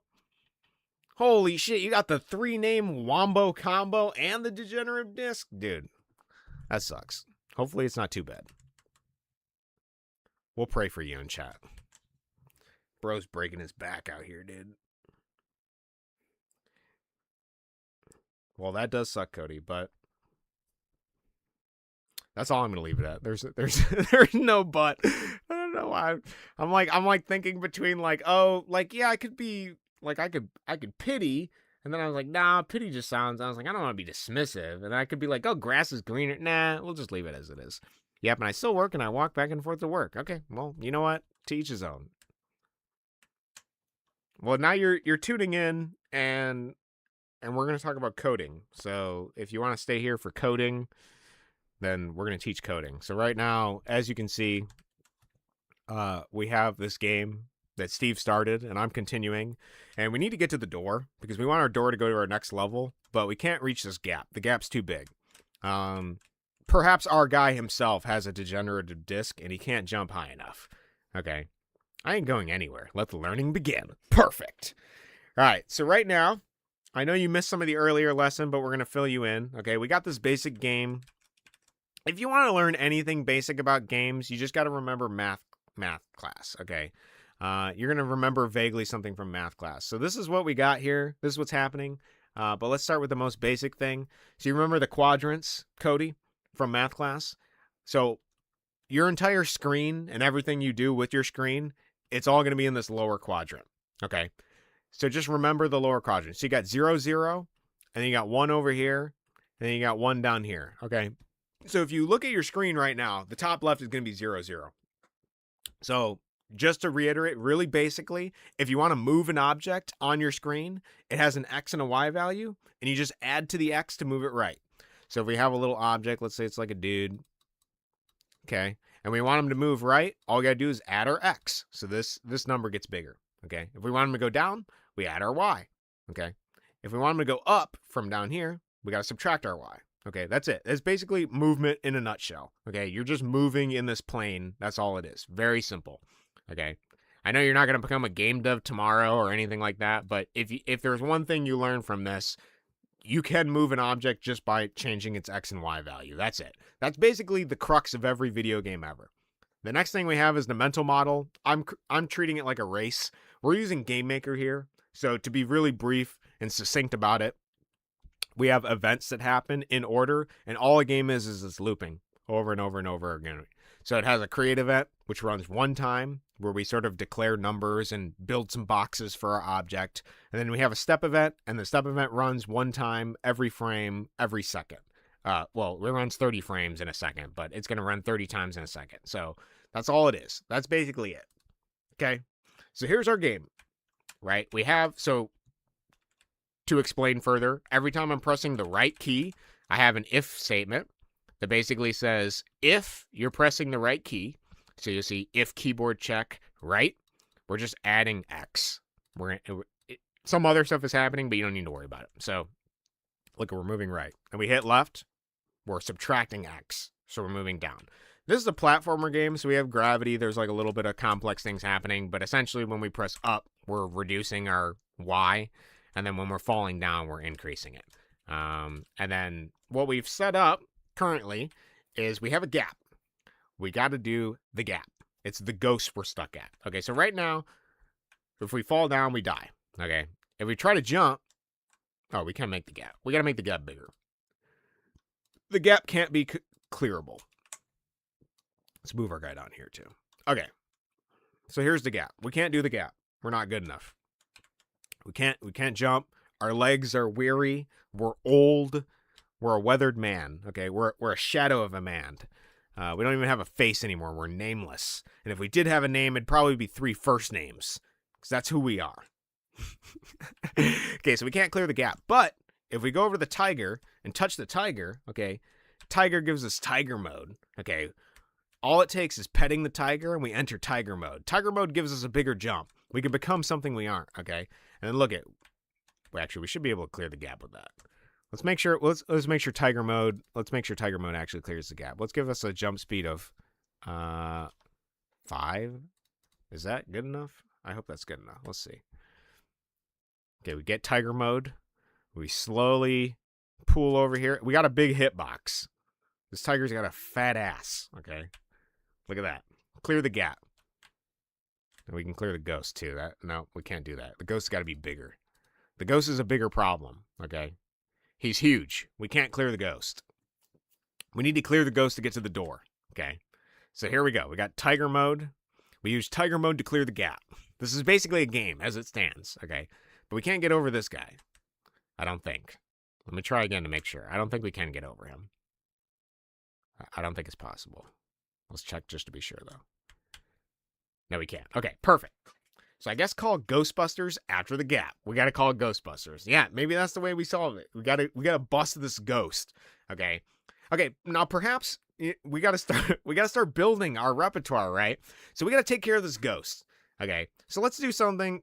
Steve, I'm just going to program some elements to this game, and I'm going to explain what I'm doing, and then that'll hopefully act as like the sort of ending of the lesson to get to the door, and then we'll transition into a second room, okay?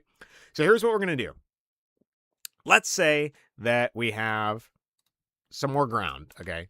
So let's say when you get over here, let's add some ground over here. Maybe you clear the gap. Is that what we want to do?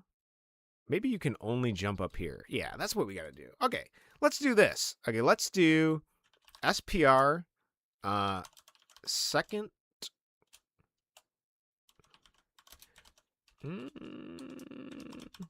Yeah, let's do that. Let's do Second Amendment. Yeah, okay. So let's do this. Oh my God, this works perfect. Okay, here's what we're going to do. All right. So, because yesterday was 4th of July, yeah, let's do that. Because yesterday was 4th of July and we're celebrating America's independence, when you become a tiger, you get naturalized as a natural citizen, which allows you to get your Second Amendment rights. Okay. Okay. So, first off, we're going to have an object. Okay. This object is going to be Second Amendment.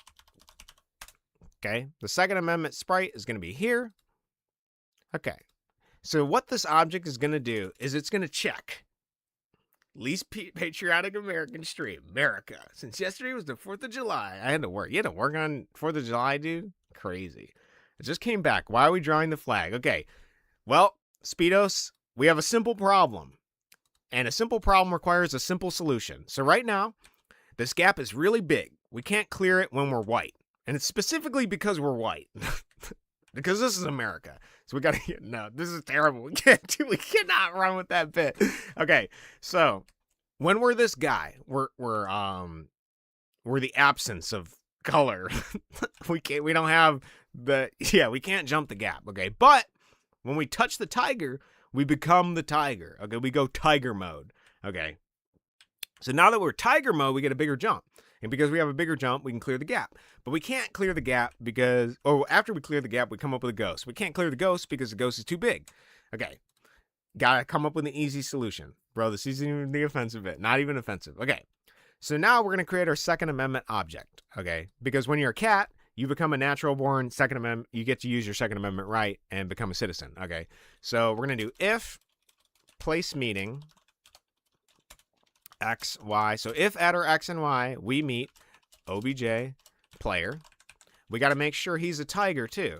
And OBJ player, make sure his sprite index equals OBJ tiger. Okay, so if we're meeting the player, so if we collide with him and touch him, and if the sprite index equals tiger, then we make sure the player gets his Second Amendment rights. So we're going to do OBJ player dot Second Amendment equals true. Okay, and then we're just going to destroy this object. So this is another function we're using.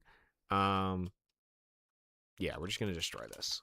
So now this will just destroy itself after it touches it. Okay, so in the world, we got to place our Second Amendment rights. Okay, and then for the player, we don't technically have Second Amendment defined, but we are going to define it. Equals false. So right now we don't have our rights. We don't get our rights until we get tiger mode. And then now we got to make sure the tiger can exercise his Second Amendment rights. So we got tiger shoot. All right. And then let's make sure the tiger can shoot. So we're going to do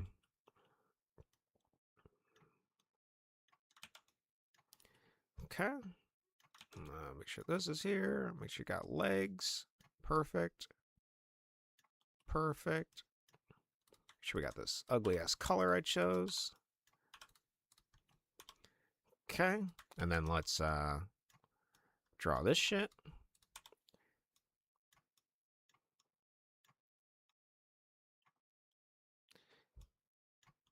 Okay.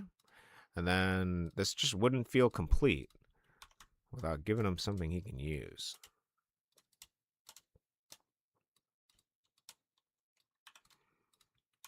Okay.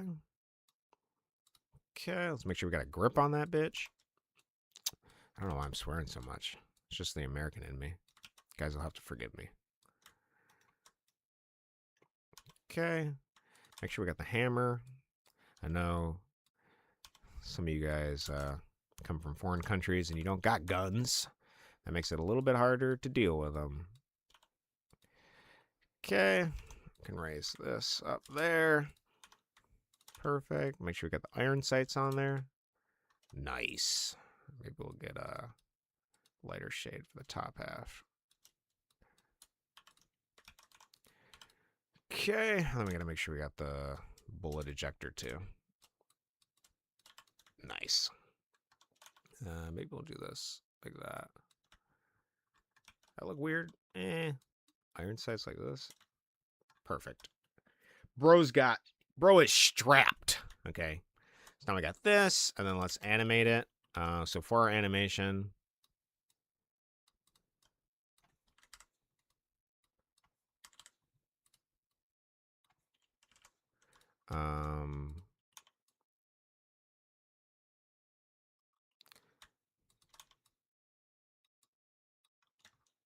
let me make him backpedal a little bit. Let me make sure we draw his hand a little bit better. Perfect, dude. Look at that. Oh, and then we can show his finger depressed too. And then we can show the part of the trigger. Make sure we got the trigger here too. Okay.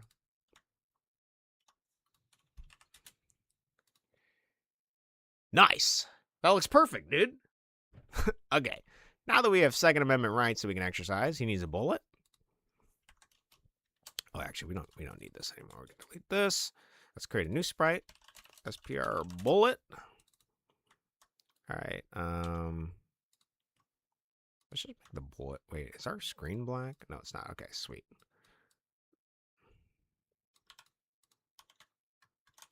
Nice.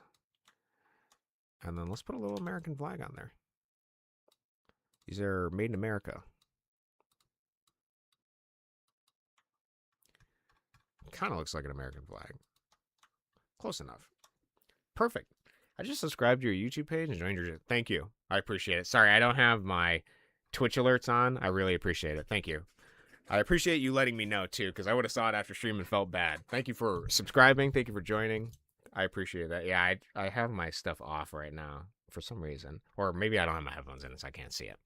So welcome to the party. If you decide you want to make games, I'm here to help you. If you want to change your vocation and become the Cody you were meant to be, we'll be here. Okay, so we got American bullets, right? So we got to make sure, first off, that the bullet is centered over here. And then we got to make sure that the tiger has the correct... Okay, he's down here. Whatever, that works. Okay, I was about to say that. Yeah, change your vocation, dude. We'll get you a Steam game in the next 3 months, bro. That's all you want to do? You want to sit at home and make video games? Done. Okay, download Game Maker right now. Get into it. You can refer to the beginning of this video if you want a more in-depth tutorial, and we can progress together. Okay, so we have a shoot. We have a bullet. Okay, we got to make sure the bullet's collision mask. Okay, so when you set a collision mask, you can set it to manual. Typically, you always want to make the bullets bigger than the thing. Where do I get it at? Okay, so if you want to get Game Maker, all you got to do is go into your browser, and you can type in Game Maker, and you can just download it straight from the website. It's free, and you can export the games, I believe, for free as well. You just can't use the different exports without paying money, but you can still put your game out, I believe. So you just go to download for Game Maker, and then you just download the Windows one. If you don't, for some reason, want it to be like a separate thing, you can get it through Steam too. It is on Steam. If you have Steam, you can look up Game Maker. It's free, and you can download it through here too. It doesn't matter. Either way you want to do it, you can do it either way. If you just want to show off how much you're using it in Steam, I can add you on Steam too. It doesn't matter. Whatever you want to do, get it any way you want. I would recommend doing it just from the website, so you just have an installer separate. You don't have to open Steam every time. It's a little bit easier, but it doesn't matter. It's functionally the same thing. At this point, I'm going to make an absurd puzzle game based on this tiger room. Honestly, it is kind of like an absurd puzzle.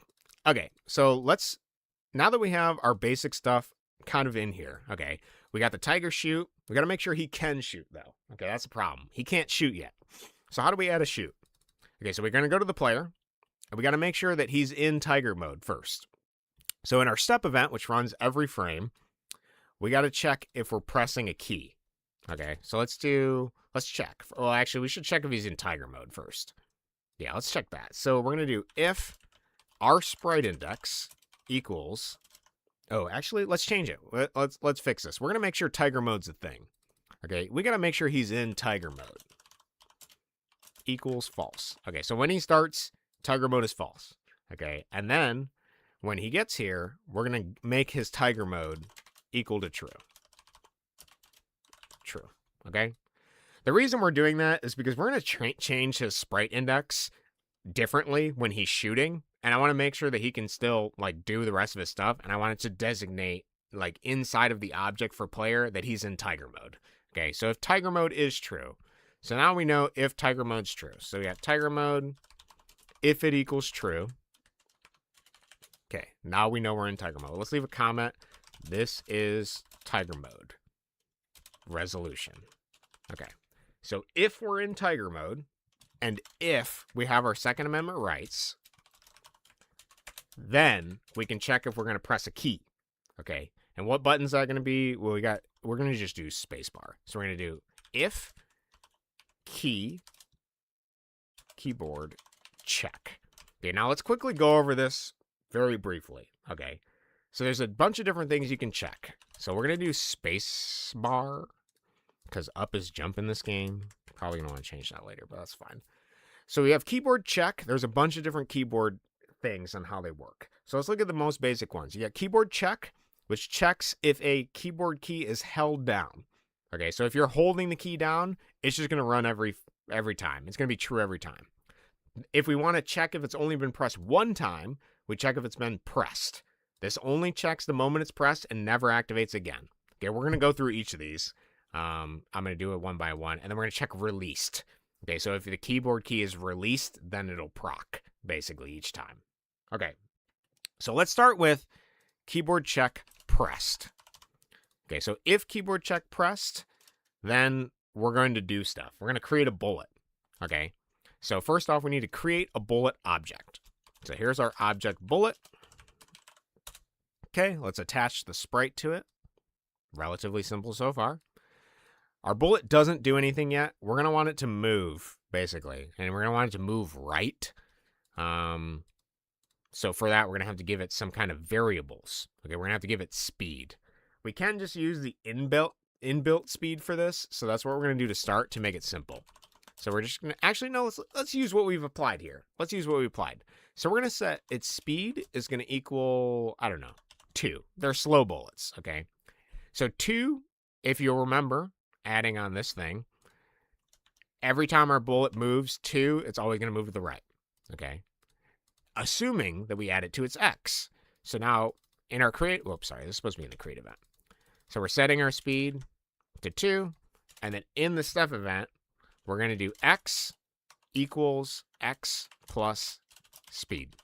So now it's always going to go right. So to test that, let's put our bullet into the room, and let's make sure that it runs to the right. Okay, look at that. So now it's adding to its X value. It's always going right. That's the only way we're going to be able to take down this ghost. Okay? Now, the other thing I want to do, actually really briefly, let's do SPR enemy hurt to show that it's been hurt. And then let's remove, let's take this color, remove its face. Okay. Actually, Let's do something a little bit crazier.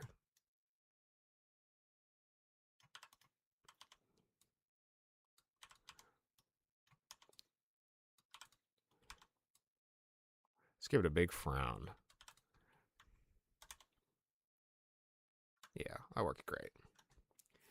Can we give the amendment cat rapid fire? Welcome, Doyle. And yes, we can give the cat rapid fire.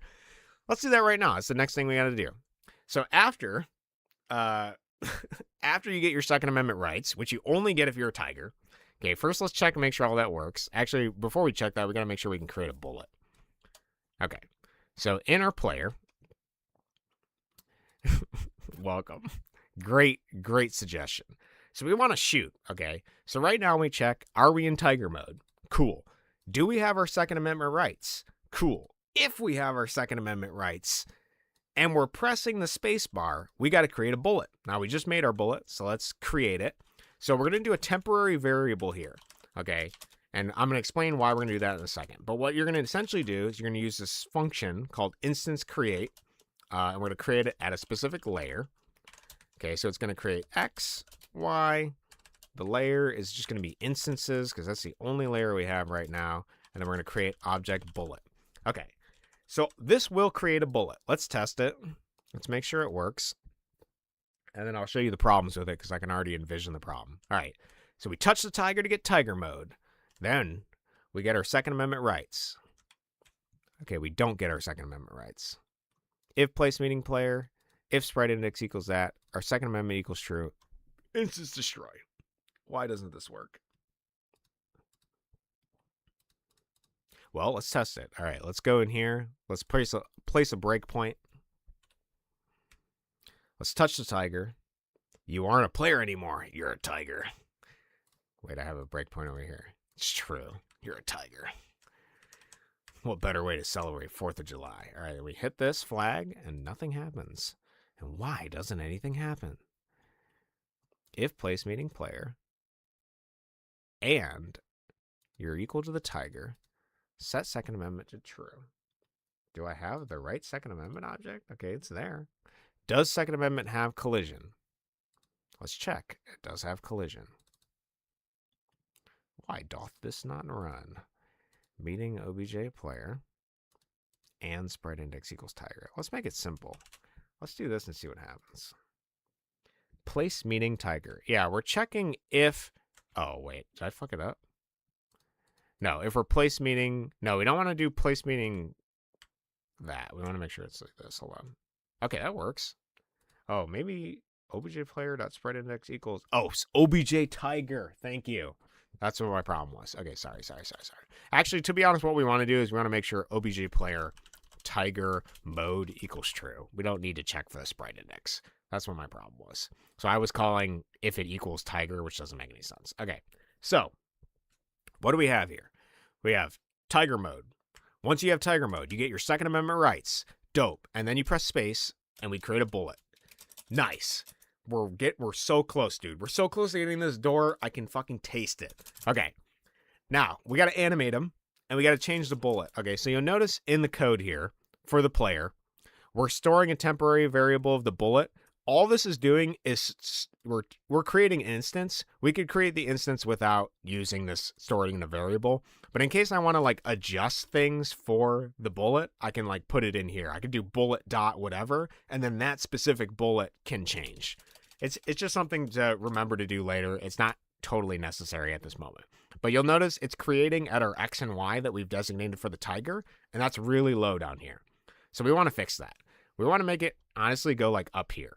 Okay, so what do we have here? So you'll see that the origin point for this currently is 3063, and we just want it to move up and to the right. Okay, so if we want to go up, that's negating our Y.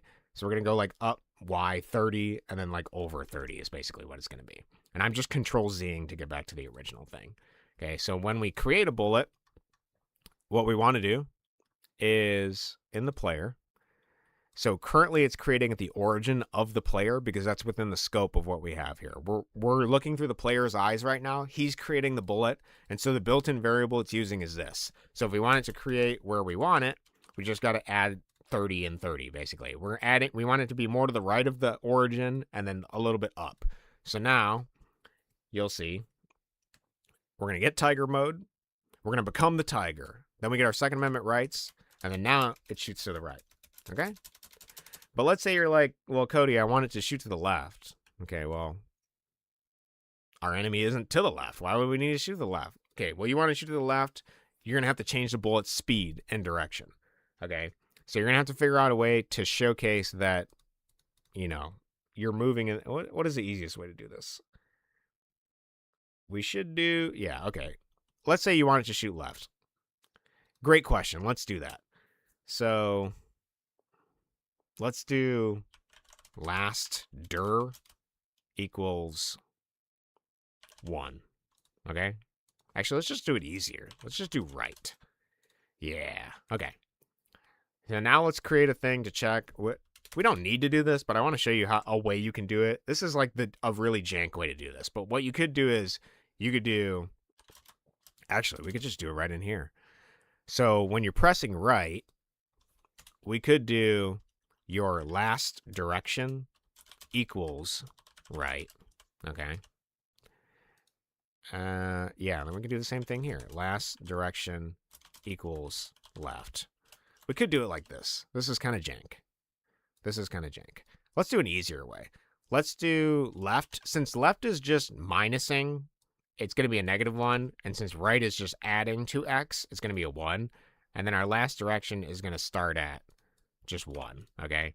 And then what we're going to do is for the bullet, when you spawn the bullet, it's going to take bullet. It's going to take its speed. And its speed is going to equal to whatever its speed is. And then we're going to multiply it by our last direction. So what is happening here is the bullet has its own speed inside the bullet, okay? Its speed is currently 2, which means it's only going to go right. Okay, obviously we want to fix that. We want to make it so you can shoot left and right. Okay, so in our player, whenever you press left, it's setting it to a -1. And whenever you press right, it's setting it to a 1. Okay, so we have the bullet speed, which is 2. And it's going to be multiplied by whatever our last direction is. So if our last direction was left, it's a -1. Then our bullet speed is going to be -2 because it's bullet speed times that. Pretty simple. Pretty straightforward. Let's make sure it works. You can see it in action. So let's get up here, get our Second Amendment rights. Okay, so we hit right. That's that. And we hit left. Perfect. Look at that, dude. Now let's say you're like, okay, well, I don't like the jank, and I really want the bullet to be like the right image X scale, which is like the direction it's facing. So it needs to equal, you know, the last direction. Image X scale is a built-in variable which flips the X scale of the image, which is pretty easy, but let's put it in the middle here. So all we're doing is setting the image X scale to whatever our last direction was. So now whenever we shoot, the built-in variable for that is going to flip direction. It's still going to shoot from the same place that we're designating. We could fix that later. It doesn't matter. Let's leave it as jank for now. Okay, so we have bullets. We're shooting, but we got to go over our key presses, and then we're going to get to Doyle's. We're going to answer Doyle's question. So right now, we have it set up so that whenever you press spacebar, only on the press, it's going to shoot. Okay. Now, what we got to do is we got to check released. So you can also do release. So this is whenever the button's released, it shoots. So let's get tiger mode. And come up here. Oh, I accidentally clicked the thing. I made him a black cat. Don't worry about that. So now you'll see that, well, I guess you can't really see it, but when it's released, it does that. And then to answer Doyle's question, we could do keyboard check, and this will just check. This will run every time the key is being held. Okay, so every time the key is being held, then look at that. It's just a stream.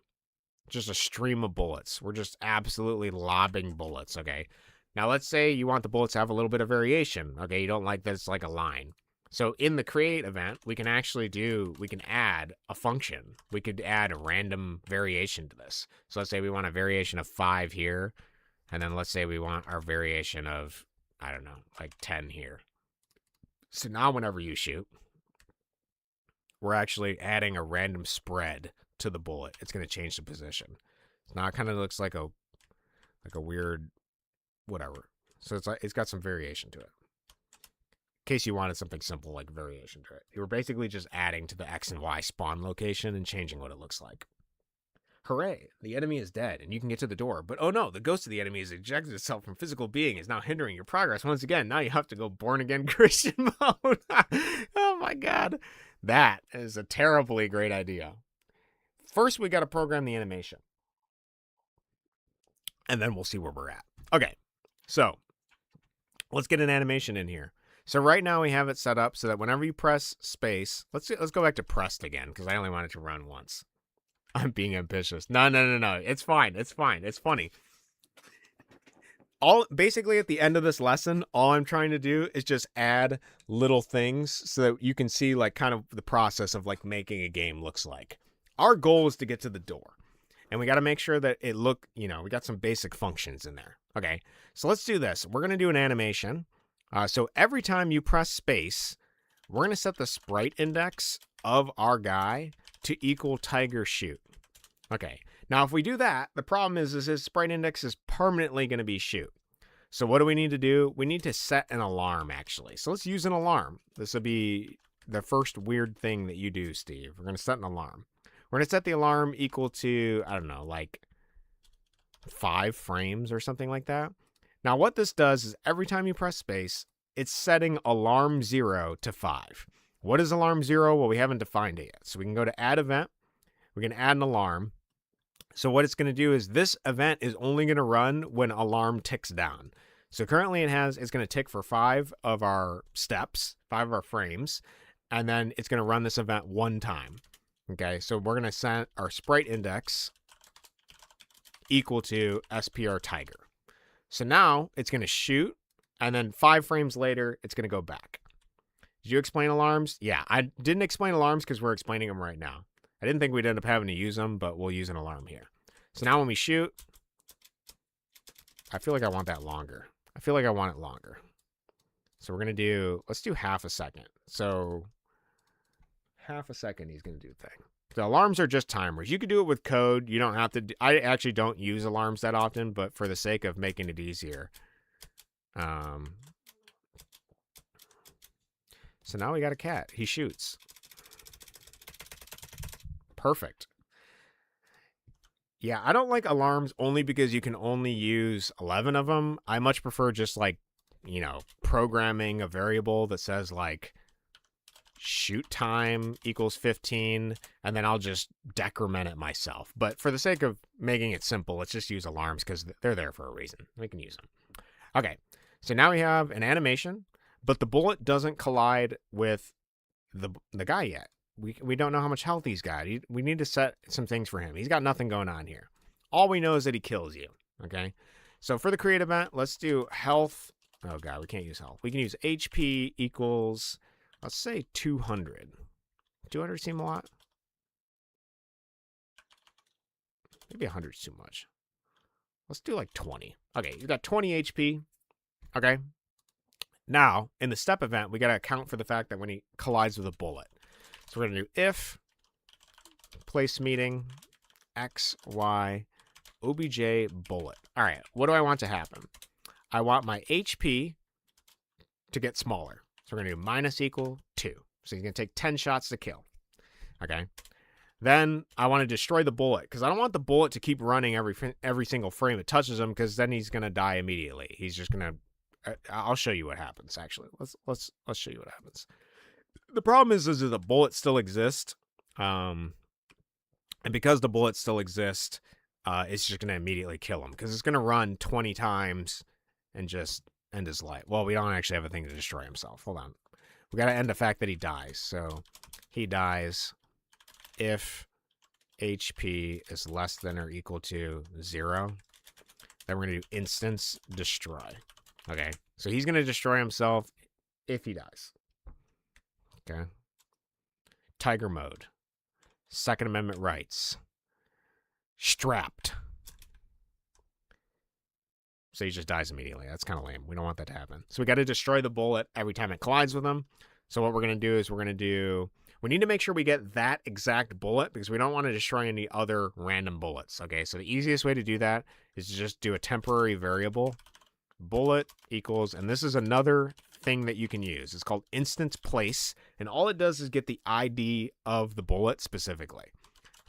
So we're basically grabbing the bullet's ID. Every object has an ID. It's its instance. It's different than instance ID. Instance ID is another thing. That's why I don't like how they name these. It's fine. But every bullet has every object, when it's created, has an ID. It's like an address that you can use to address it. All this is doing is we're checking, are we meeting the bullet? And then the thing we're meeting, grab the ID of it and store it into this variable. And then we're going to do with bullet. We can only call the destroy function from within the thing that is trying to destroy. If we call destroy in here, it would just kill him. We want to make sure that in the scope of the bullet itself, we're destroying the bullet. So now you'll see every time he gets hit from a bullet, tiger mode, Second Amendment rights. Every time he gets hit from a bullet, it's going to destroy the bullet and he's going to take damage. Okay? It doesn't look like he's taking damage. Let's change that. Let's make sure he actually takes damage. So we're going to do sprite index equals SPR enemy hurt.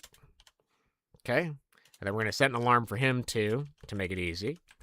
Let's set his to maybe like 10 or something.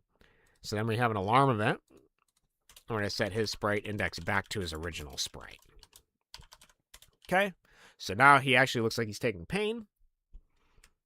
So we grab our cat, tiger mode, grab the Second Amendment rights, and then we exercise our Second Amendment rights, and every time he gets hit, and then he returns to normal. Okay, and then when he dies, he dies. Perfect. And then we can access the door. And then the game crashes because we don't have a second room to go to. So let's duplicate this. Let's actually cover briefly. This will be our final lesson, okay? Unless anybody else has any other questions, we can do the born-again Christian thing next time. That is a very funny idea, Doyle. I do appreciate that. All right, let's destroy everything in this room. Let's remove everything, and let's briefly cover how this is going to work. Okay. So let's say this is our second room, and then when you collide with the door, he must repent for his murder. He goes on trial. That's what his thing is. Okay, wait. This is like... Okay, we got code now. Sweet. All right, so the door is going to go to... Wait, who? Does he have the collision for the door? Oh, yeah. Room go to now. Okay, we can just do room next, I think. Room next. Does room next work?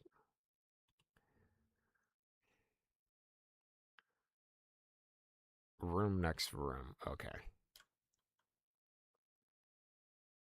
This will check if the room exists and then go to. Oh. Let's do this. Let's do this better. Let's say you want doors that do stuff. Okay. So if meeting the door, we're going to... Maybe we should do this within the door. Let's do this within the door. I like that better. Okay. The door itself is going to have its own code. Okay, so it's going to have... this is how I do it typically. I'll do target room equals... Let's say just for default, it's room 2. And then we have target X equals... And then target Y equals whatever. So let's look at room 2. Let's place the player in here. Okay, and then let's check his X and Y at the bottom here. So you'll see it's 64, 384. Okay. So we got 64, 384. Okay, and then in the step event, we're going to have if meeting object player. Cool. Then we're going to do room go to, and then this is going to be our target room. So you'll see in our create event, we outlined that the target room is 2, and the target X and Y is that. And we're also going to make the obj player dot X is going to equal our target X. And I'll get into this in a second, but dot Y equals target Y. Now, you'll notice that there is a problem. Let's solve our game. Okay, so we get tiger mode. We go up here, grab our Second Amendment rights. We completely blast this ghost into oblivion with just the right amount of lead. And then we enter the next room. Boom, we're in the next room. Problem is that because our character isn't I'm kind of stuck on the ground. We're gonna make ourselves higher. Because our character isn't a persistent object, it will just use the new object in the room every single time. We don't want it to use the new object every single time. We want it to retain our previous object. Okay, so how do we do that? Let's say we want all these variables to stay the same in between rooms. So if you get like a power up or something or whatever, we want to make sure that we make him persistent. So you just click persistent. It's a little check mark. You can also literally change his persistence. It's a built-in variable. We could set it to true. That's the way you can address it in code. But we're going to make him persistent. Okay. And now we need to make sure that the door itself is going to, the target Y is higher. So we're going to go up by like 20 pixels. Okay. So now the player will enter the door if my mental model is correct. And then he's going to be set to that target X and Y position in the new room. Take him out. Perfect. Wait, did I change the wrong thing? Target X. Oh, did I target Y? My cat is just too fat, bro. Bro's too thick. What is this? 350? Okay, let's do 350. It must be because my origin point is different for each thing. Go to room. Okay, let's try that. See if that works. Reminds me of a more elaborate version of those games you were playing months ago. To be honest, it is exactly like the Johnny games, if that's what you're talking about. We're kind of making like a really crude Johnny game, Doyle. That's actually really true. It is basically like a crude Johnny game. This is more elaborate only because I'm using like GML programming and stuff like that, so it's probably gonna... Oh, wait. Do I have a... What's happening here? Why am I getting stuck in my ground? Bro can't move. Bro's trapped in purgatory. Maybe that's just maybe that's just the cost, though. Maybe that's the cost of, you know, being a cat with blood on your hands. Being a tiger. That's unfortunately how it is. Why is he getting stuck? Is it because of our movement code? I feel like it's because of our movement code. Let's check our movement code. This is actually where you can start debugging stuff. So let's see here. I'm clearly trying to press a key. I can't even shoot anymore. That's kind of interesting. I wonder why that is. Why can my player not move? All right, let's play some breakpoint. Actually, let's wait. Let's not play. Let's debug. And let's figure this out together. Why the hell isn't this working? So we got tiger mode. I gotta turn off the black tiger mode. That's too dangerous. We can't be going black all the time. I think it's like when you press it down, it changes the color. Yeah, let's comment out this code.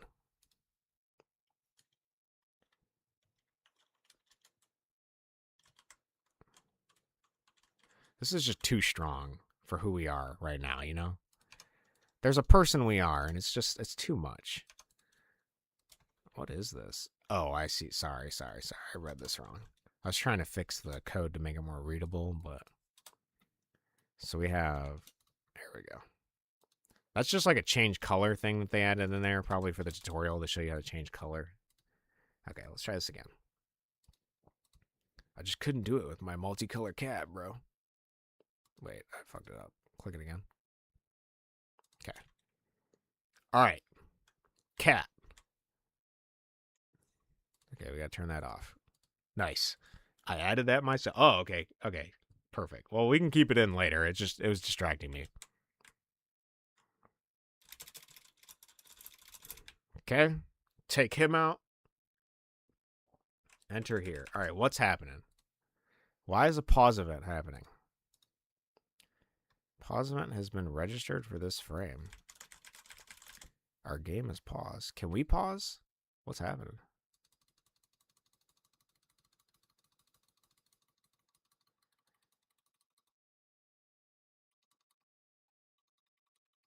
The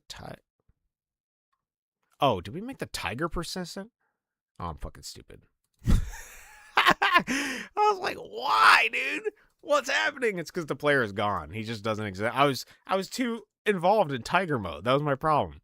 I was so in tiger mode that I was like, he's the tiger, man. I was believing it. Okay, there we go. This fixes it. All right. Take this guy out. Enter the next room. I made the tiger persistent instead of... So the tiger would just be in the next room. And then I kept mistaking the tiger for me. Okay, there we go. There we go. There we go. Nice. Now we're in the next room. Okay. But there's one more problem we have to solve. I was in too deep. I was. There's one more problem to solve. And that problem is, well, what if we have another room? Okay, let's name this room 3.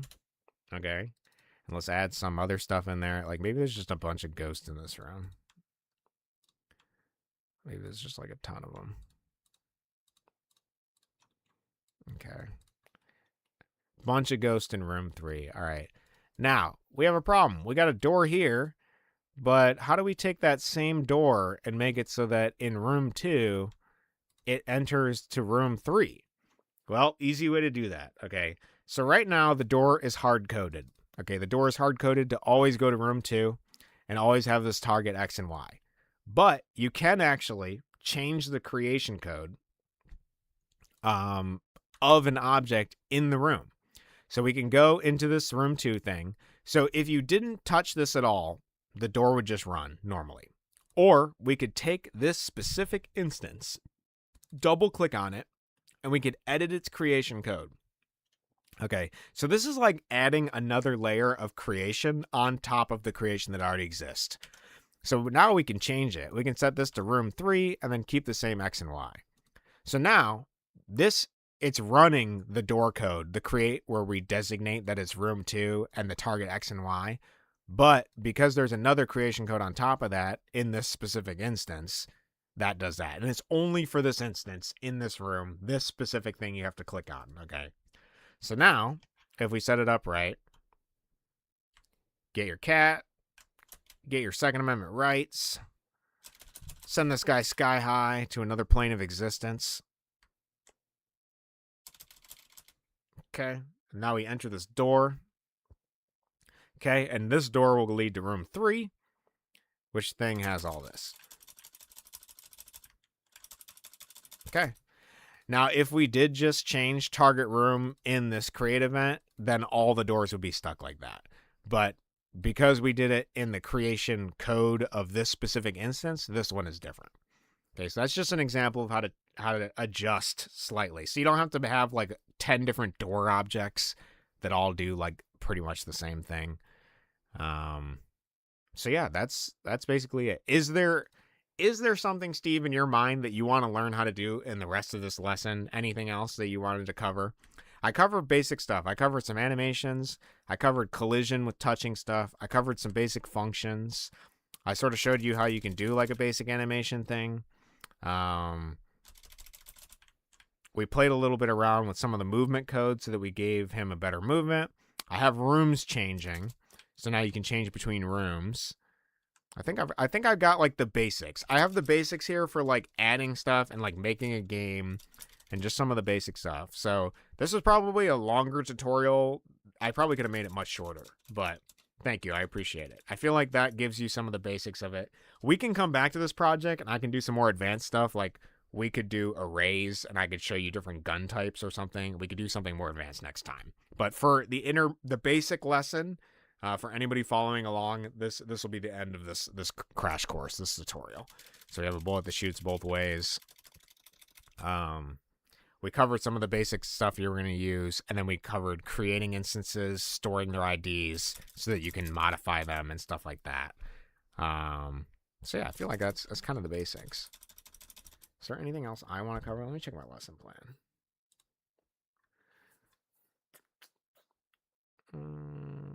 You got some tools in your toolbox. You got the screen quadrant thing. You got the race mnemonic that you can remember. I think that's about everything. Thanks, man. I really appreciate this. You'll get a statue in Jumping Steve. Perfect. Thank you. I'm looking forward to it. Yeah, no problem, dude. I wanted you to feel like you were more included with the project, and I also wanted you to probably to help you explore using GameMaker, because I do think it's like the next step up from Construct. I think you have a lot more freedom here than you do in Construct, and I also like the way it's laid out. I think it's really good for teaching people game design. Like, I functionally have almost a game here. And I say almost because we have some lose conditions. We have some win conditions of getting to the door. If you just added a little bit of code on top of this, then you would basically have a game. You could put this up on Steam for $20, bro. That's basically a game. What else do you want, dude? That's it. That's all you need, dude. This is like a $20 game right now as it stands. So yeah, I feel like this is the next step for you. I'm glad that that I was able to help. I'll do an advanced tutorial, and then we can also try to perfect this basic lesson for anything that wasn't understandable. If you're watching this on YouTube in the future, and you want more added onto this project for some reason, or you want to understand it a little bit better, let me know. We can chat. I can explain it. I can do an advanced tutorial later with the same project, and we can work from there. I think the only thing I would change in the future for this project is I would make it my own collision, because I don't use move and collide that often. I'm not quite sure how that works, but it works for now. It's simple. It works for now. So let's just leave it as it is. Okay, can get way better for way less. All right, that's it. That's all I got for today. I'm gonna go do other stuff. I'm gonna eat food. I got a burger that I'm gonna eat. No more American way to end this stream than to take a game, add guns to it, Second Amendment rights, and then eat a burger after. I'll send you this project, Steve, so that you have it as well after the stream. So you'll have that. Have a good one. Yeah. Why didn't the last line come up on the left chat box? Which last line? I don't know why it didn't. Maybe it was just cut off or something. Anyways, thank you guys for coming out. Thank you for sticking with us. Cody, make sure you watch all this. Let me know if you have any questions in the Discord. I'll address them later so that you can become the true coder you were meant to be. It's fate. It's your birthright to become a coder. Okay, that's it. If anybody has any other questions, just ask them. Leave them in the comments. I'll try to read the comments. That's it. That's all we got. Class dismissed. Have a good rest of your day. I expect you to add more. Have fun with it, and we'll talk soon. Peace.